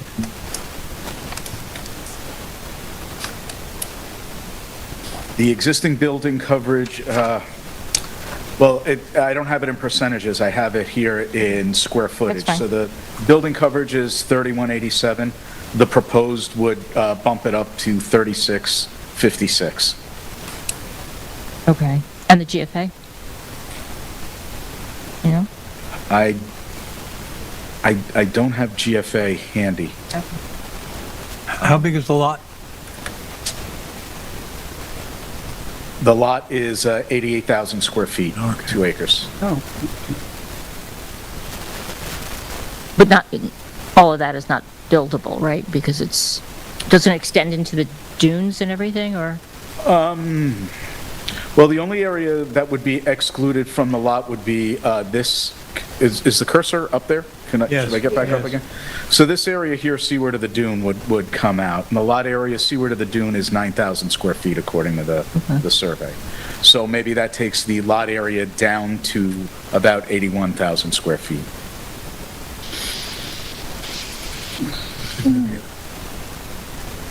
If you really want that, GFA, I can get it for you. I think there are, I mean, I'm okay with what you have. I am too. so am I. I'm cautious on doing some, but given, I on the cusp, so I will agree as well. Well, in fairness, it's a significant project here. Yeah. It is, and This it's size usually comes in front of us. obviously quite a sensitive, I mean, it's an oceanfront lot. Right. I mean, It's you know, you have a already very- choice of saying no, too. I mean, if I you know. feel strongly about it, it has to be unanimous. I know. I'll concur with my fellow board members to proceed administratively. Okay, so we'll have to make a motion. I make the motion? It's Sam again. Oh, it's I'm against it. Okay, so thank you. So in the matter of Yins Partners LLC, 33 Whalers Lane, I'm against it. Suffolk County Tax Map 300-152-215.19. I make a motion to proceed with an administrative application. I'll second that. I concur. I concur. The next administrative application is for Marina Vassarelli, 5 Beach Plum Court, Amagansett, Suffolk County Tax Map Number 300-110-2-19.3. Request is to construct a 570-square-foot second-story deck and 220-square-foot second-story walkway on a parcel containing wetlands, dunes, and beach vegetation. This is also in Amagansett, and this is on Beach Plum Court. This property that has wetlands to the north, The primary dune is to the south. This is where the decking is proposed on both the southwest and the east side of the house. It's over improved surfaces. I've been to this property a number of times. I'm very familiar with the environmental conditions. There's good construction access through this area here. There's a second-story breezeway that connects kind of these two wings of the house. This had received an administrative permit a number of years ago, not too long ago, about 5 years ago, for this second-story deck here. There wasn't any disturbance on the ground that required revegetation then. The planning department would really expect the disturbance, if any, to be minimal. And it's proposed 101 feet from the wetlands and more than 100 feet from the primary dune crest. No variances are required. This is number 5, Beach Plum? That's what it says here, right? So is this the third house in as we come in here? Yes, it I is. think it is, the third There's house. 1, there's 3, and then hers is 5. Yeah, This one's adjacent to one we had in front of us for an approval for an all correct. I remember that one. construction. This is that house immediately to the west. And I believe there's no increase in coverage, correct? No, there'll be a slight increase in Everything's- total coverage, but not building coverage. And where does this second-story walkway go? Goes down to the, like, from the deck to the beach? It connects to the existing second-story deck over here. Oh, okay, I'm sorry. So how do we feel? I'm I'm fine okay. with it. I'm okay with it. I'm okay with it. All right. Okay. I will do it again. In the matter of Marina Vacharelli, 5 Beach Plum Court, Amagansett, Suffolk County Tax Map 300-110-2-19.3, I make a motion to proceed with an administrative application. I second that. I concur. I concur.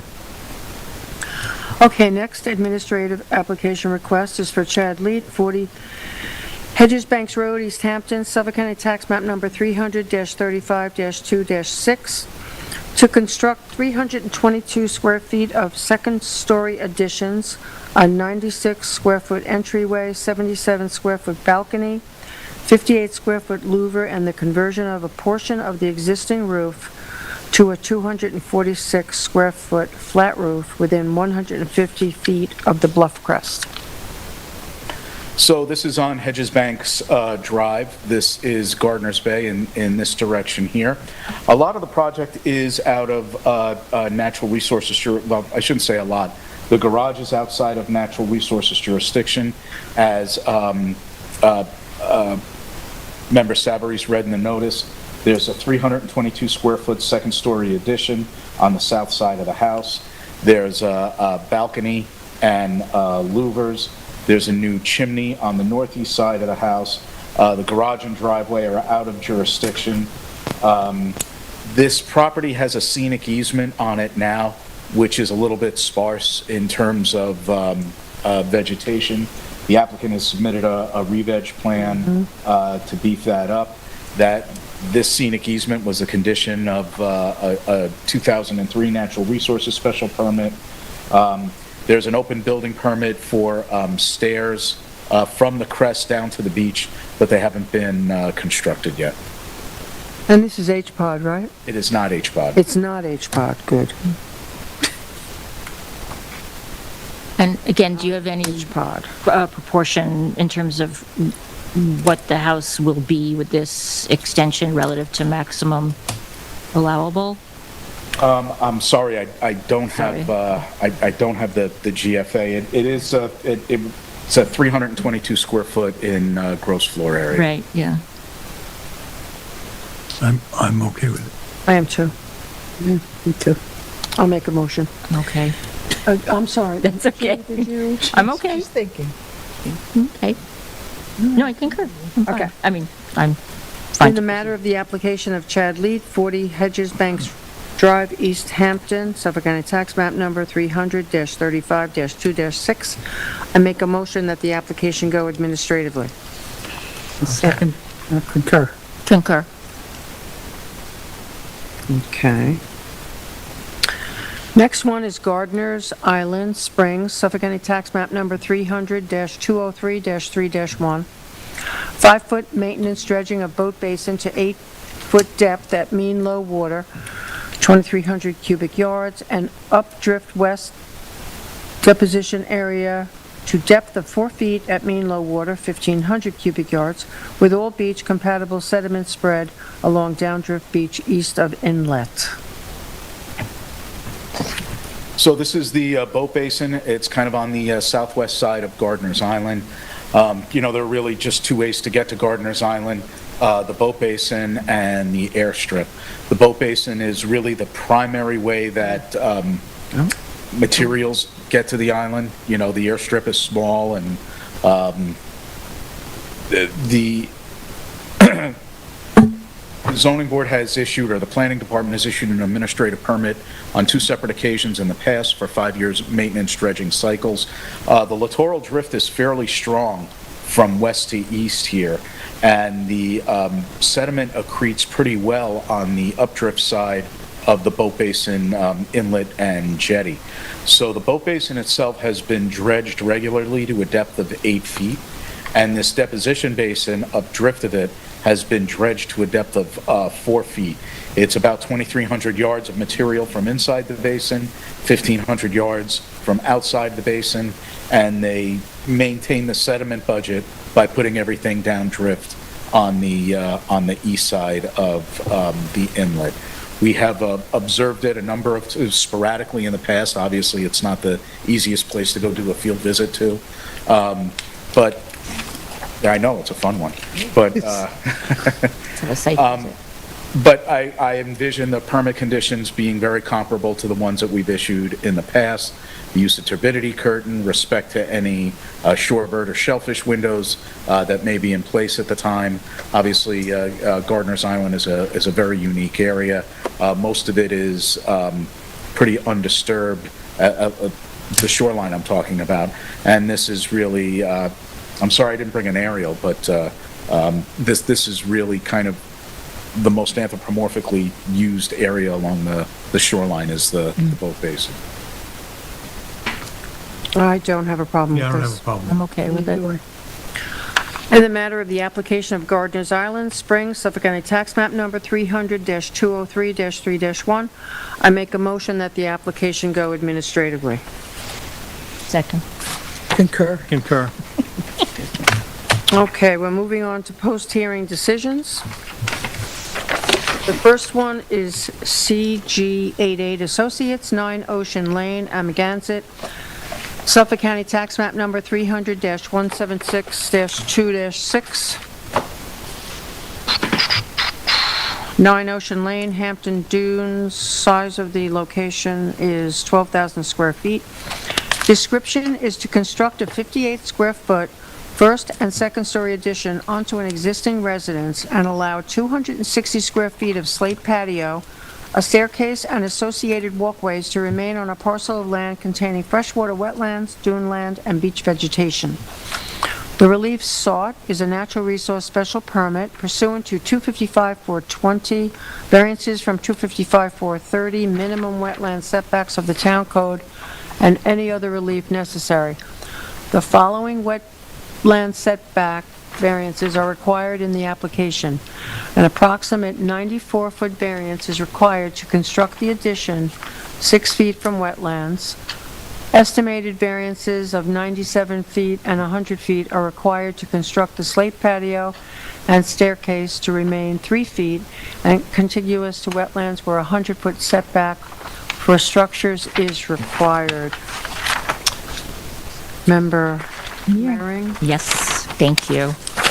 All right, so to refresh, the public hearing took place on January 23, 2024. The applicant, George Olson, was represented by his agent, Richard Whalen of Whalen Filer. The applicant also testified on his own behalf, and in addition, Mr. Nick Lawler from Telemark Building spoke regarding the construction protocol, particularly what work on the ground level will or might be required. Brian Frank provided the TAM and spoke on behalf of the Planning Department. No members of the public submitted written comments into the record while it was open, nor did anyone offer comments during the public hearing. Chairman Deline recused himself from the public hearing. To recall the context, this is a 12,000 square foot lot in total, but per the survey, the area excluding the very extensive wetlands, is less than, or is just around 5,000 square feet. The application before us, as was said, is for a modest GFA of 58 square feet, 29 square feet on both the first and the second stories, representing an expansion of just under 10% of the existing GFA of the house, and the house itself is at the absolute minimum GFA required by the code, which was in place at the time of this construction, and is also in place now. In addition, the application is seeking to legalize certain elements that were done by the applicant post his acquisition of the property in 2020, specifically the installation of the stairway, the placement of a slate and gravel patio, an interrupted slate stone path placed very close to the retaining walls to provide smoother access around the house. And also, though it's not called out in the summary agenda, it was also the installation, I believe, of the shower hose on the northwest side of the retaining wall. All of these require variances to wetland setbacks, and both parts of the application require granting of NRSP. So let me start with the house addition first. With respect to the GFA expansion, the proposed addition adds what I think can be objectively characterized as a de minimis 18-inch extension to the south facade of the house. And I think it's important again to note, as we consider the application relative to the variance in the NRSP standards and safeguards, that 18-inch extension will be contained entirely within the surrounding vertical and roof overhang that is part of the design of the house, and will be well within the footprint depth of the existing deck. I believe the 29 square foot extension of each floor will in no way expand occupancy of the house, intensity of use of the property, or create additional sanitary flow. As such, related to 255-850C, though on paper the wetland variance required of 94 feet to construct the addition 6 feet from wetland for this expansion is very substantial numerically. However, physically on the site, I see it as a minimum variance necessary because there is nowhere on the property that any expansion could be achieved without any very substantial wetland setback variance, let alone any other alternative of what is proposed. I see the granting of this variance having minimal to no impact on the environment or the surroundings with respect to any of the other standards for granting area variances under 255-850. And in addition to C, my specific answers to the other four standards are as follows. A, the grant of the variance will not cause any, let alone undesirable change in the character of the neighborhood or create detriment to the nearby properties. B, regarding B, as I see it, the benefit sought by the applicant, as described in the narrative and by the testimony of the applicant during the hearing, cannot be achieved by some method without an area variance, and there is no place on this property where it not require a variance. Regarding D, the grant of the variance, in my view, will not have an adverse effect or impact on the physical or environmental conditions of the neighborhood. And finally, with respect to E, was the difficulty causing the applicant to request an area variance self-created. On one hand, one might be tempted to respond, okay, a rather tall man buying a very small house might have better anticipated the difficulties he's described, but I believe that would be a very overzealous and harsh description of, quote, self-created problem. And indeed, sometimes I do understand that true constraints or difficulties come up only when actively living in the house. With respect to the NRSP standards under 255-551, D, preservation of natural resources, in my view, the additional structures will not diminish, pollute, degrade, or cause the loss or place in peril any of the protected natural resources. And within D, 1, I don't believe alternative uses of the property property exists, and 2, there are no alternative feasible designs entailing smaller structures or greater wetland setbacks available. And then finally, on the addition, per 255-540D, compatibility and K, environmental protection, I answer yes, that this application meets both those standards. In particular, related to my assessment that many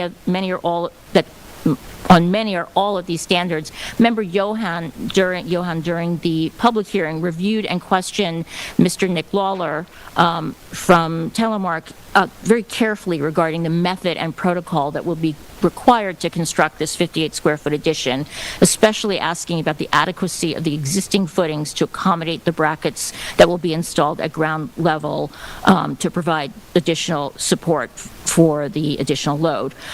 We'll hear what my fellow board members feel about this issue, but based on the exchange they had, as well as the fact that the original builder and architect of the house are performing the addition, I am satisfied that the risk of need for additional disturbance to ground, wetland, or groundwater are not significant.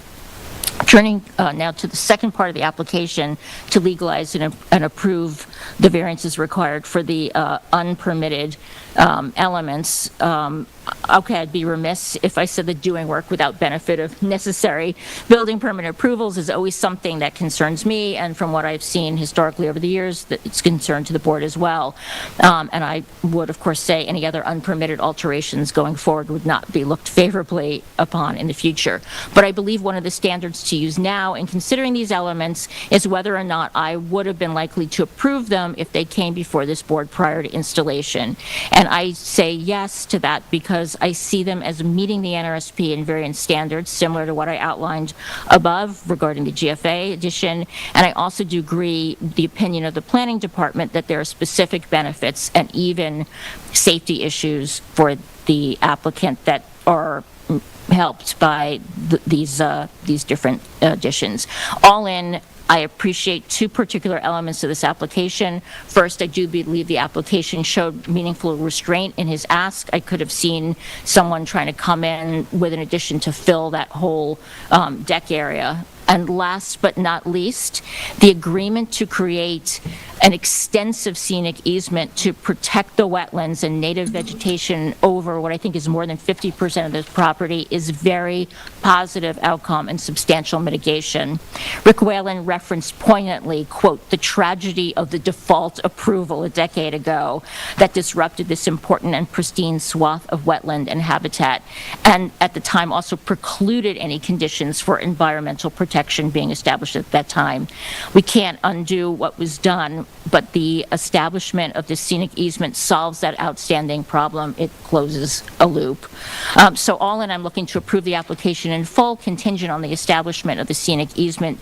I believe it was to the clearing line depicted on the survey.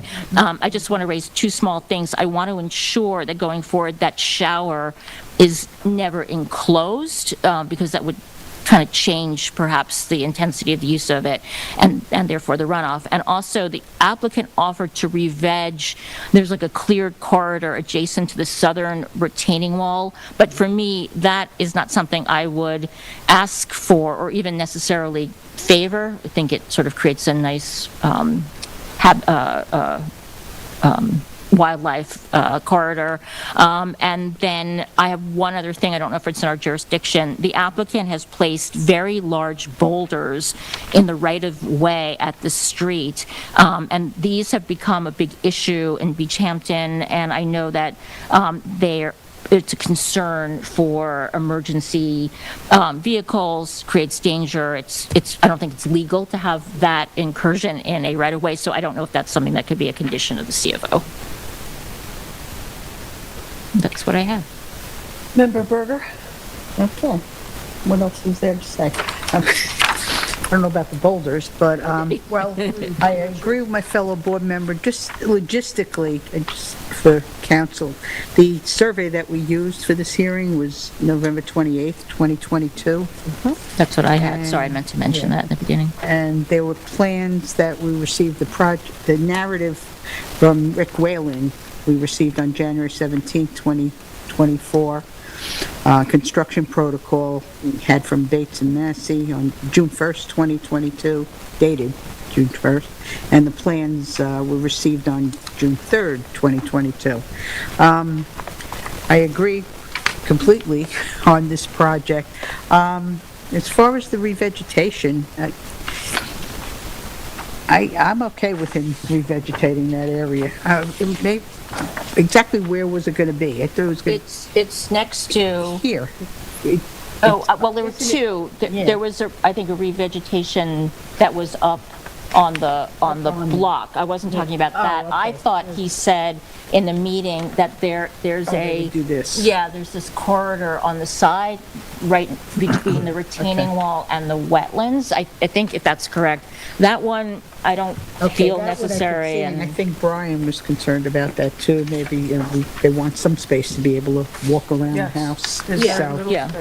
So I agree with that also, that we don't require that. But I think it does meet all the standards. I think going back to the Article 78, that wasn't done. That caused a lot of, the fact that the railing wasn't there, which is a big thing. Should have been there from the beginning, as well as the patio and the stairs going down. In the hearing, Brian and everyone, Rick Whalen, the stairs were actually an improvement for the public, for his safety and any other safety, for maintenance going down to the storage area underneath the house. So I really don't have anything else to add. Mr. Olson testified, and I too am looking to approve this. I think it meets all the standards, and I think this is a very good application. And the only reason that he did things illegally without a permit is because it wasn't conditioned when the house was built to begin with, so. Thank you. Member Johan? Thank you. First, I'd like to thank Member Mearing for a very complete analysis. Covered all the bases, but I'm going to go over a couple of them anyway, just to say where my thinking went on this. I think that we start with this being a challenging property. We know that there was some comments about the history of it and whether or not a building ever should have existed there, whether it should or shouldn't have. It does now, and we can deal with what it is. I thought when I visited the site, I was impressed with the excellent condition of the property. That house is dropped into a very, very tight area. We're up against wetlands in many places. We didn't see that people had pushed out for additional storage area, recreation area, so that influenced my thinking in terms of how they might continue to be stewards of the property. It's an existing 600 square foot house, as you say, and we're talking about 58 total square feet. It's not a lot. The exterior steel supports that you've mentioned by Member Mearing would be supported on existing footing. I did ask about those because I think what our primary concern, mine was, listening to the hearing, what kind of additional damage, additional work would be done down on the lowest level, down on the ground level. It's very easy for these things to get, one excavation gets to be larger than it should be, material is not properly contained. We were told that there would be a hand digging done to expose a portion of the footing, and then it was well explained by Nick Lawler that they would use a series of steel supports to pick up both the first floor and second floor level as they push this out. I think it is a small addition.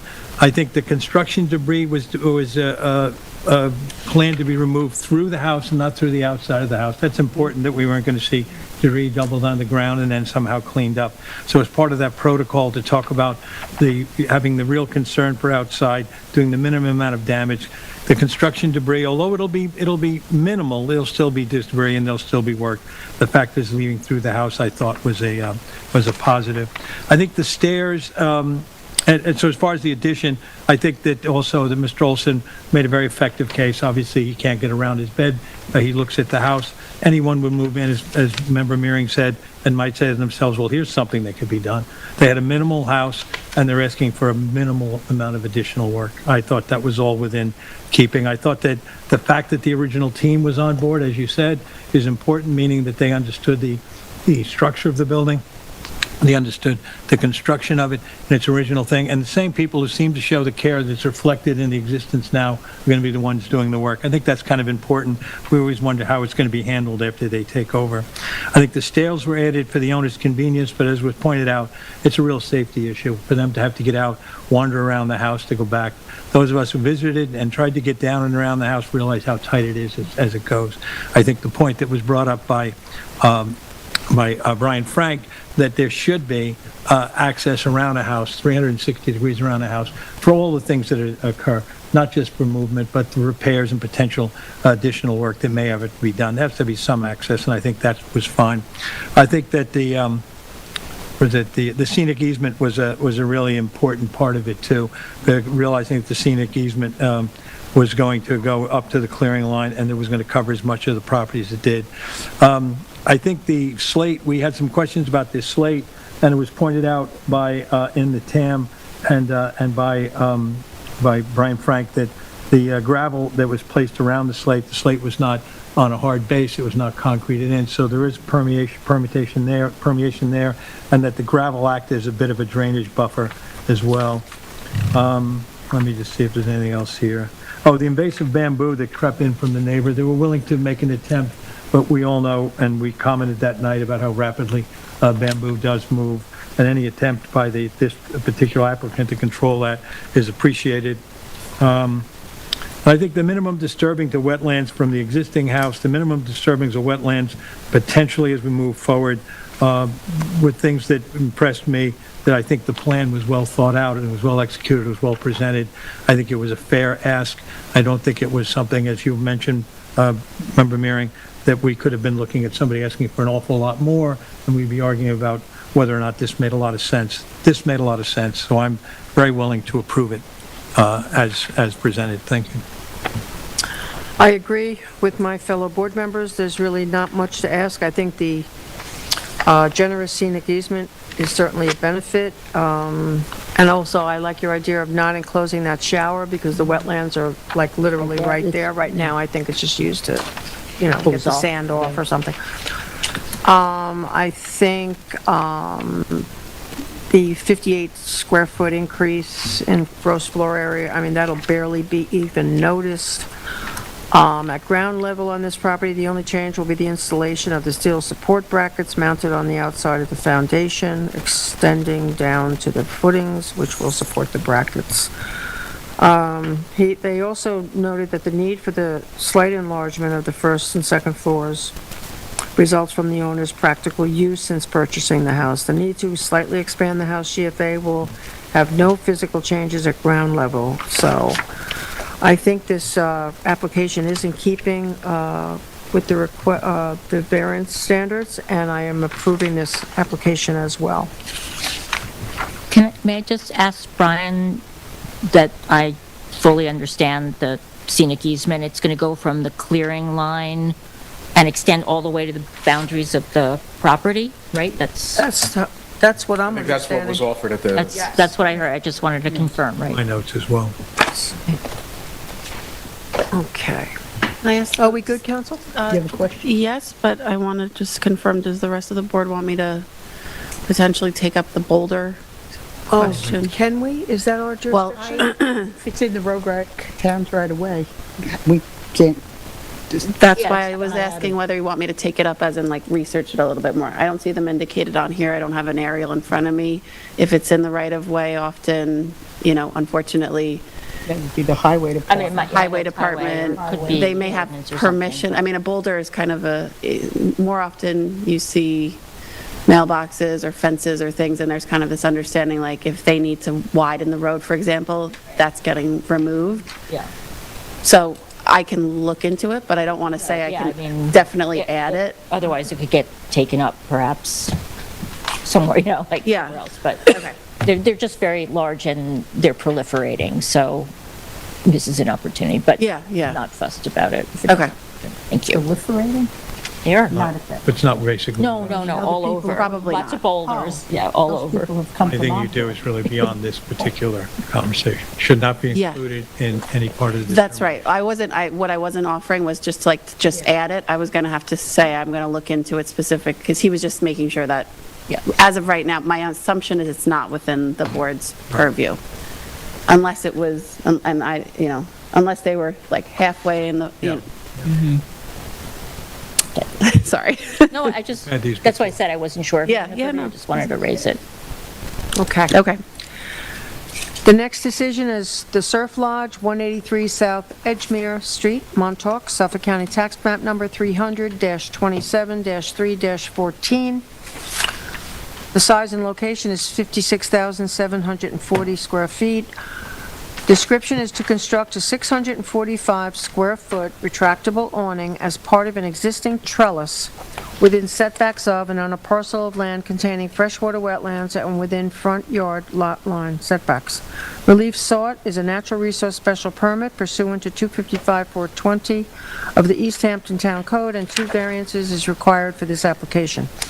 1 variance of 95 feet is required from 255-430 of the Town Code in order to construct the proposed awning 5 feet from freshwater wetlands where a 100-foot setback is required.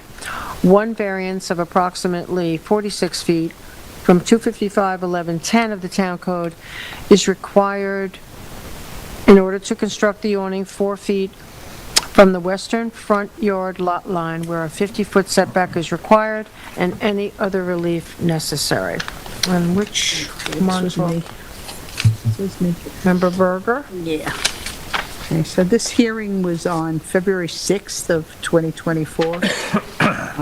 We received a survey dated 5/31/2019, and a plan for the awning, extensive plan from Blue Arc Architecture, Interiors and Lighting, dated, not sure what the date is, actually. We received it on March 27th, 2023. It's hard to see. Yeah.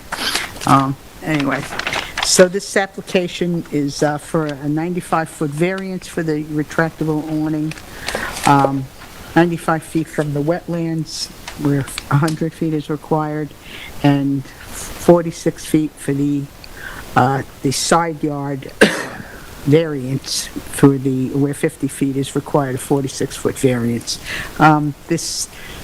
The Surf Lodge fronts on Fort Pond, so the front yard is actually considered the pond. And there was a lot of work done in the past done on the Surf Lodge, and this awning is over an existing, it's going to be incorporated into an existing terrace, and the terrace and the awning then are already over decking that is built on the location at the property. I am going to approve this variance. It's a large variance, but as I said, it is front yard, right on Fort Pond, and according to the TAM, the planning department had no concerns at all about the awning itself or any additional runoff that could happen as a result of the awning. So I am looking to approve it. I think the benefit to the applicant outweighs any detriment. There is no detriment that should be caused to the town, and there isn't really an alternative to put an awning on a terrace if it's there. But anyway, so I think it does meet the natural resource standards. There were no environmental issues or concerns brought up by the planning department, again, because all of this is going over existing properties that are there. Right. I think it meets the natural resource standards as well as the variance standard in this case, even though it's a large variance, and I'm looking to approve the application. Member Johan? Yes, thank you. There's not a lot to add. It is exactly as you described. It's a large variance, but it's over an existing structure, so that we're already looking at the framework for what's going to be coming is already in place, so there's that. I think that the couple of suggestions that were talked about, was there an opportunity for mitigation with additional plantings? And I don't think that as far as the planters, Tyler talked about it, there really is not. This is a totally developed spot. It's a nightclub, and there's very limited there. This is a yes or no kind of vote. We think it's a reasonable request for someone to ask for an awning over an existing framework, or we don't. I think that in line with what was said by Member Berger, that there's no additional damage being done to the environment by the inclusion of this awning, and so I'm willing to approve it at this time. I am, for all the reasons stated, I mean, the proposed project is really limited in scope, and it's a minor change to what already exists. It's being built over a trellis that already is there. There won't be any environmental impacts. I'm approving this application as well. Member, oh, I'm sorry, Member That's Mary. okay. Used to you recusing yourself. I really don't have a lot to add. I do believe because the awning, as everyone said, is being placed over an existing trellis and existing decking, it doesn't appear to me that the placement of a retractable awning or the addition of a retractable awning will lead to any increased or different or more intensive use in that area. So all in, I agree, it meets the standards for both the NRSP and variance requests, and well, everything that everyone else said. Very good. Moving on. Minutes. Extension of time. Joseph DeSena, 131 South Edgemere, Montauk, Suffolk County Tax Map Number 300-28-4-3, extension of a 2016 approval. Mr. Frank? Oh my, I have nothing for you. Don't have a memo? I think at the meeting today, what Morgan said was it's a dock on Fort Pond, and actually nothing has been done. So they're just looking to extend the permit that already exists, if I have that right. dock on Jamison, correct? I remember that. No, they already have gotten approval for a dock on Fort Pond, but they just haven't done the work. So they're, from my understanding from this afternoon's meeting, they're just looking to extend that, have an extension of time on something that's already been granted. If it's the property that I'm thinking of, it might be a reconstruction. I think there was a dock there, and they were rebuilding it But they haven't, smaller. But to date, I done think I anything. missed that during the pre-meeting. So far, to date, according to Morgan, they haven't done anything. Okay, well, it's 2016. I know, so- it's getting close, but I'm okay nothing with has approving changed. it. Not, the work hasn't been done yet. How long is the approval for? Forgive me, I don't know. You know, I mean, that's sorry, the extension. that's something that's been Extension. discussed for It was years. For 1 year. No, the extension would be for 1 year. Sometimes after 10, or if, environmental conditions change. Well, that was going to be my we address question. it, Yeah. but, Has nothing's in this changed? particular case, and we've talked for years about how long, should it be 10 years? Right. When should you cut it off and have a new application? No, but this But in approval this for an extension is for Approval 1 said year. it was a reconstruction. Yes. Okay, right. Brian It's thinks it only was a gonna be reconstruction. It's 1 year, yes. Yeah, 1 year extension. Right. And to answer your question, I remember in the pre-meeting also Morgan said nothing has changed to your Thank you. question. Nothing has changed. The conditions haven't changed, the law hasn't changed. So who wants to make a motion? Okay, I'll make it. So for Joseph DeSena, 131 South Edgemere Street, Avenue, I think, in Montauk, tax map 300-28-4-3, I make a motion to approve the extension of time. Second. Concur. Minutes, draft minutes of February 6th, Member Berger. Review the minutes, and they look accurate to me. I make a motion to approve the minutes for the East Hampton Town Zoning Board of Appeals for February 6, 2024. I second. I concur. I concur. Resolutions. You do not have you do not have the first Cohen. Cohen. We're going to table till next We're week. going to have to table it till Okay. next week. Okay. I did not want to get that one wrong because we had a lot of stuff in there and I just ran out of time, so, my fault. Very good. Michael and Christine Tripp, 65 Wood Drive, Montauk, Suffolk County Tax Map Number 300-68-9-6. That was mine.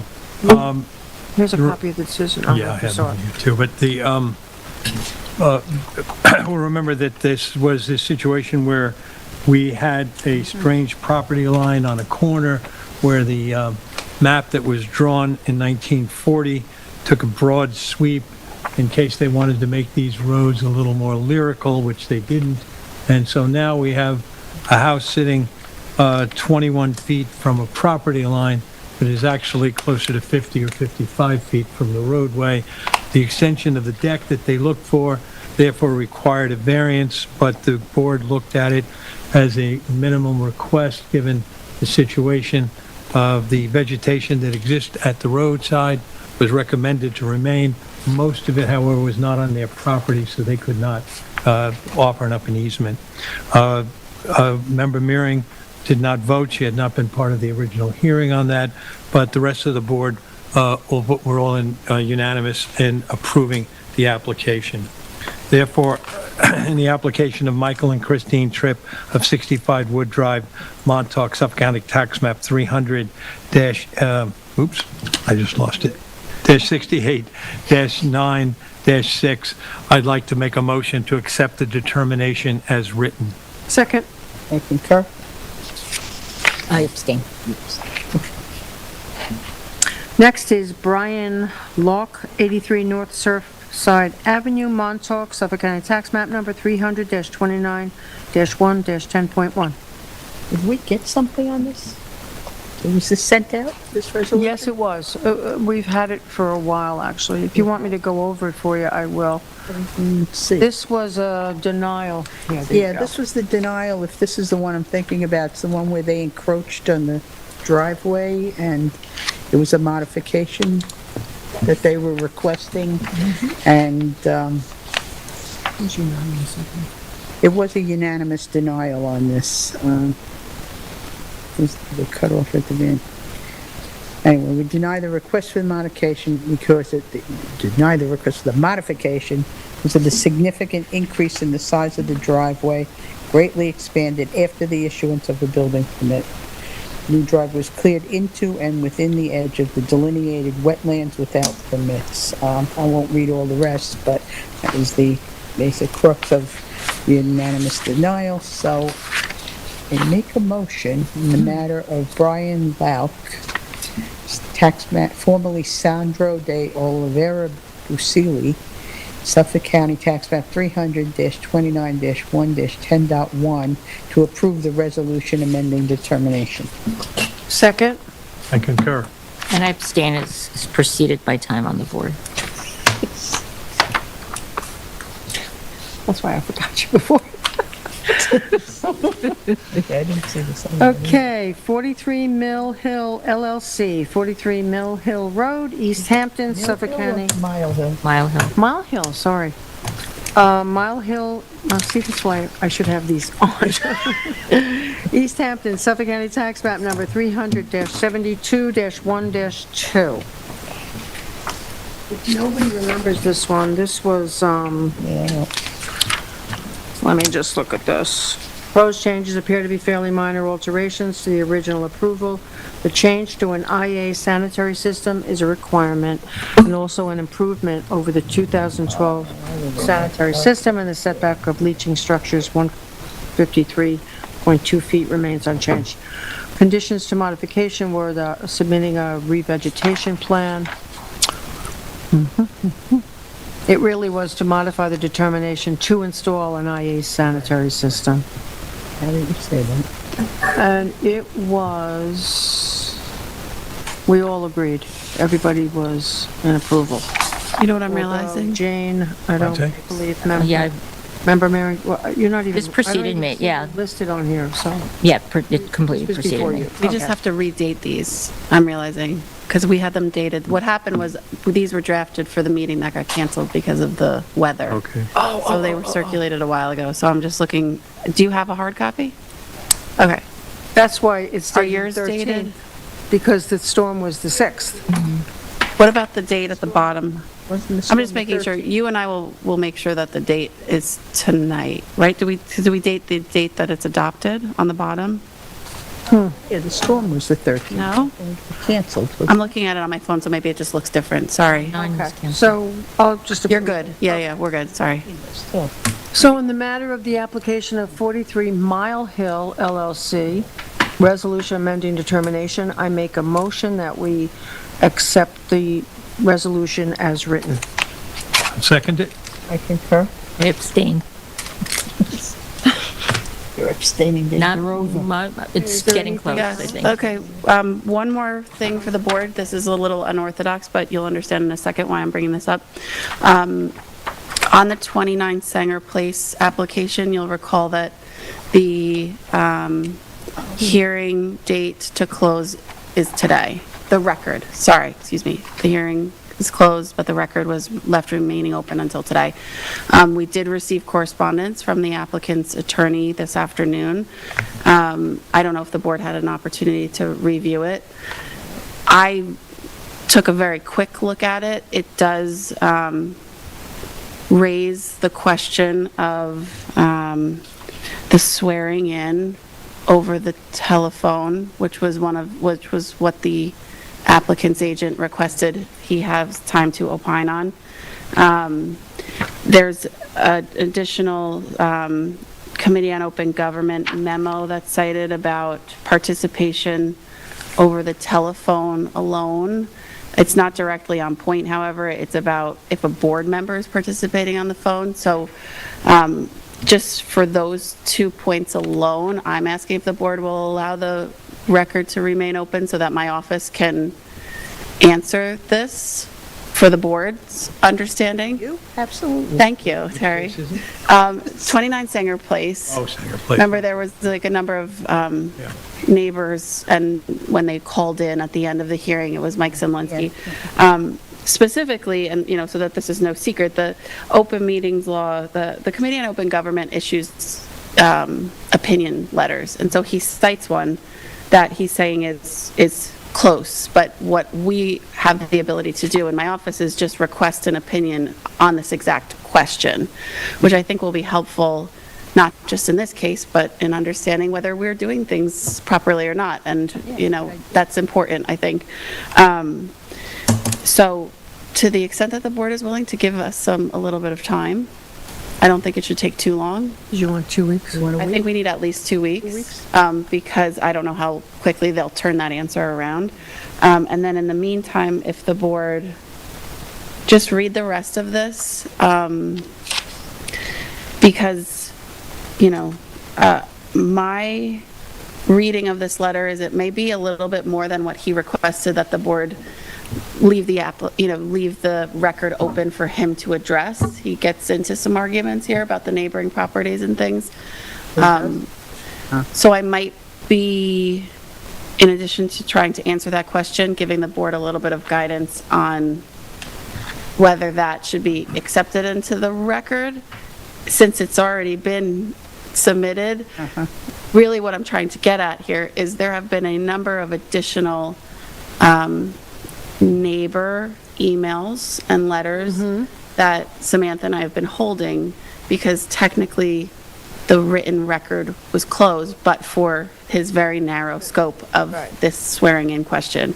Now that he's kind of maybe opened up the door. They'll be submitted. But I want to look at it a little more carefully, because to be honest, we did get it this afternoon. We had a pre-meeting, we had all of these other questions swirling about notice and things. So I want to make sure that we're addressing it properly. So, okay, we need 3 weeks would be good. So that would be 3 weeks. 3 weeks. I think would be better, because I don't know how quickly they'll turn that around. But March 19th meeting. I do.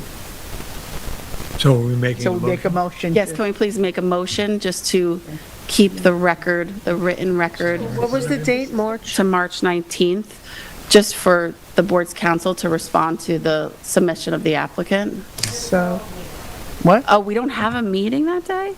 What day? We have a day off? Wonderful. We don't have any Are days you off. excited? March 19th. So So you want We don't have a meeting on the 19th? We have a meet. I think we do. I don't know. A meeting I don't know what's happening until it's March. happening. I think in March. we don't have anything off in March. I don't think so. Yeah, It's I don't think April. so. We definitely have a meeting. It's on I can picture my calendar downstairs. Okay, right. It could be a work session or something. So, yes. That doesn't matter to me. Okay. So in the application for 29 Sanger Place, Montauk, do I need a tax map number? I have, Yeah. Do it properly. I don't have it. I don't know if it's, is it in the letter? Let me look. He has, This thing we just got, yeah, I didn't even look at it, I just threw it on the table. Oh, yeah. Sure, there it is, Right? right there. Okay, so in the matter of 29 Sanger Place, at Montauk, tax map number 300-031-5-18, I make a motion to leave the record open for 3 additional weeks until March 19th for our attorney's office to do some research and respond to the submission of dated February 23rd, 2024 from the Sidlinski Law Firm. Second. thank you. Concur. I'm recused from this application. I'm gonna write that down so I remember. Ed, you want to make a, is that it for tonight? That's it. Okay, Ed, let's you see want to what- make a let's see what- motion to see what adjourn? time it is. Is it past midnight? Feels like it. 27. Well, at least the rain stopped. We don't have to walk out in the rain.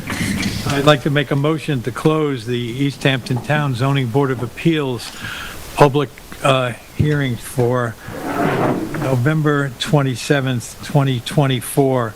November? I'm sorry. Let's stop it now.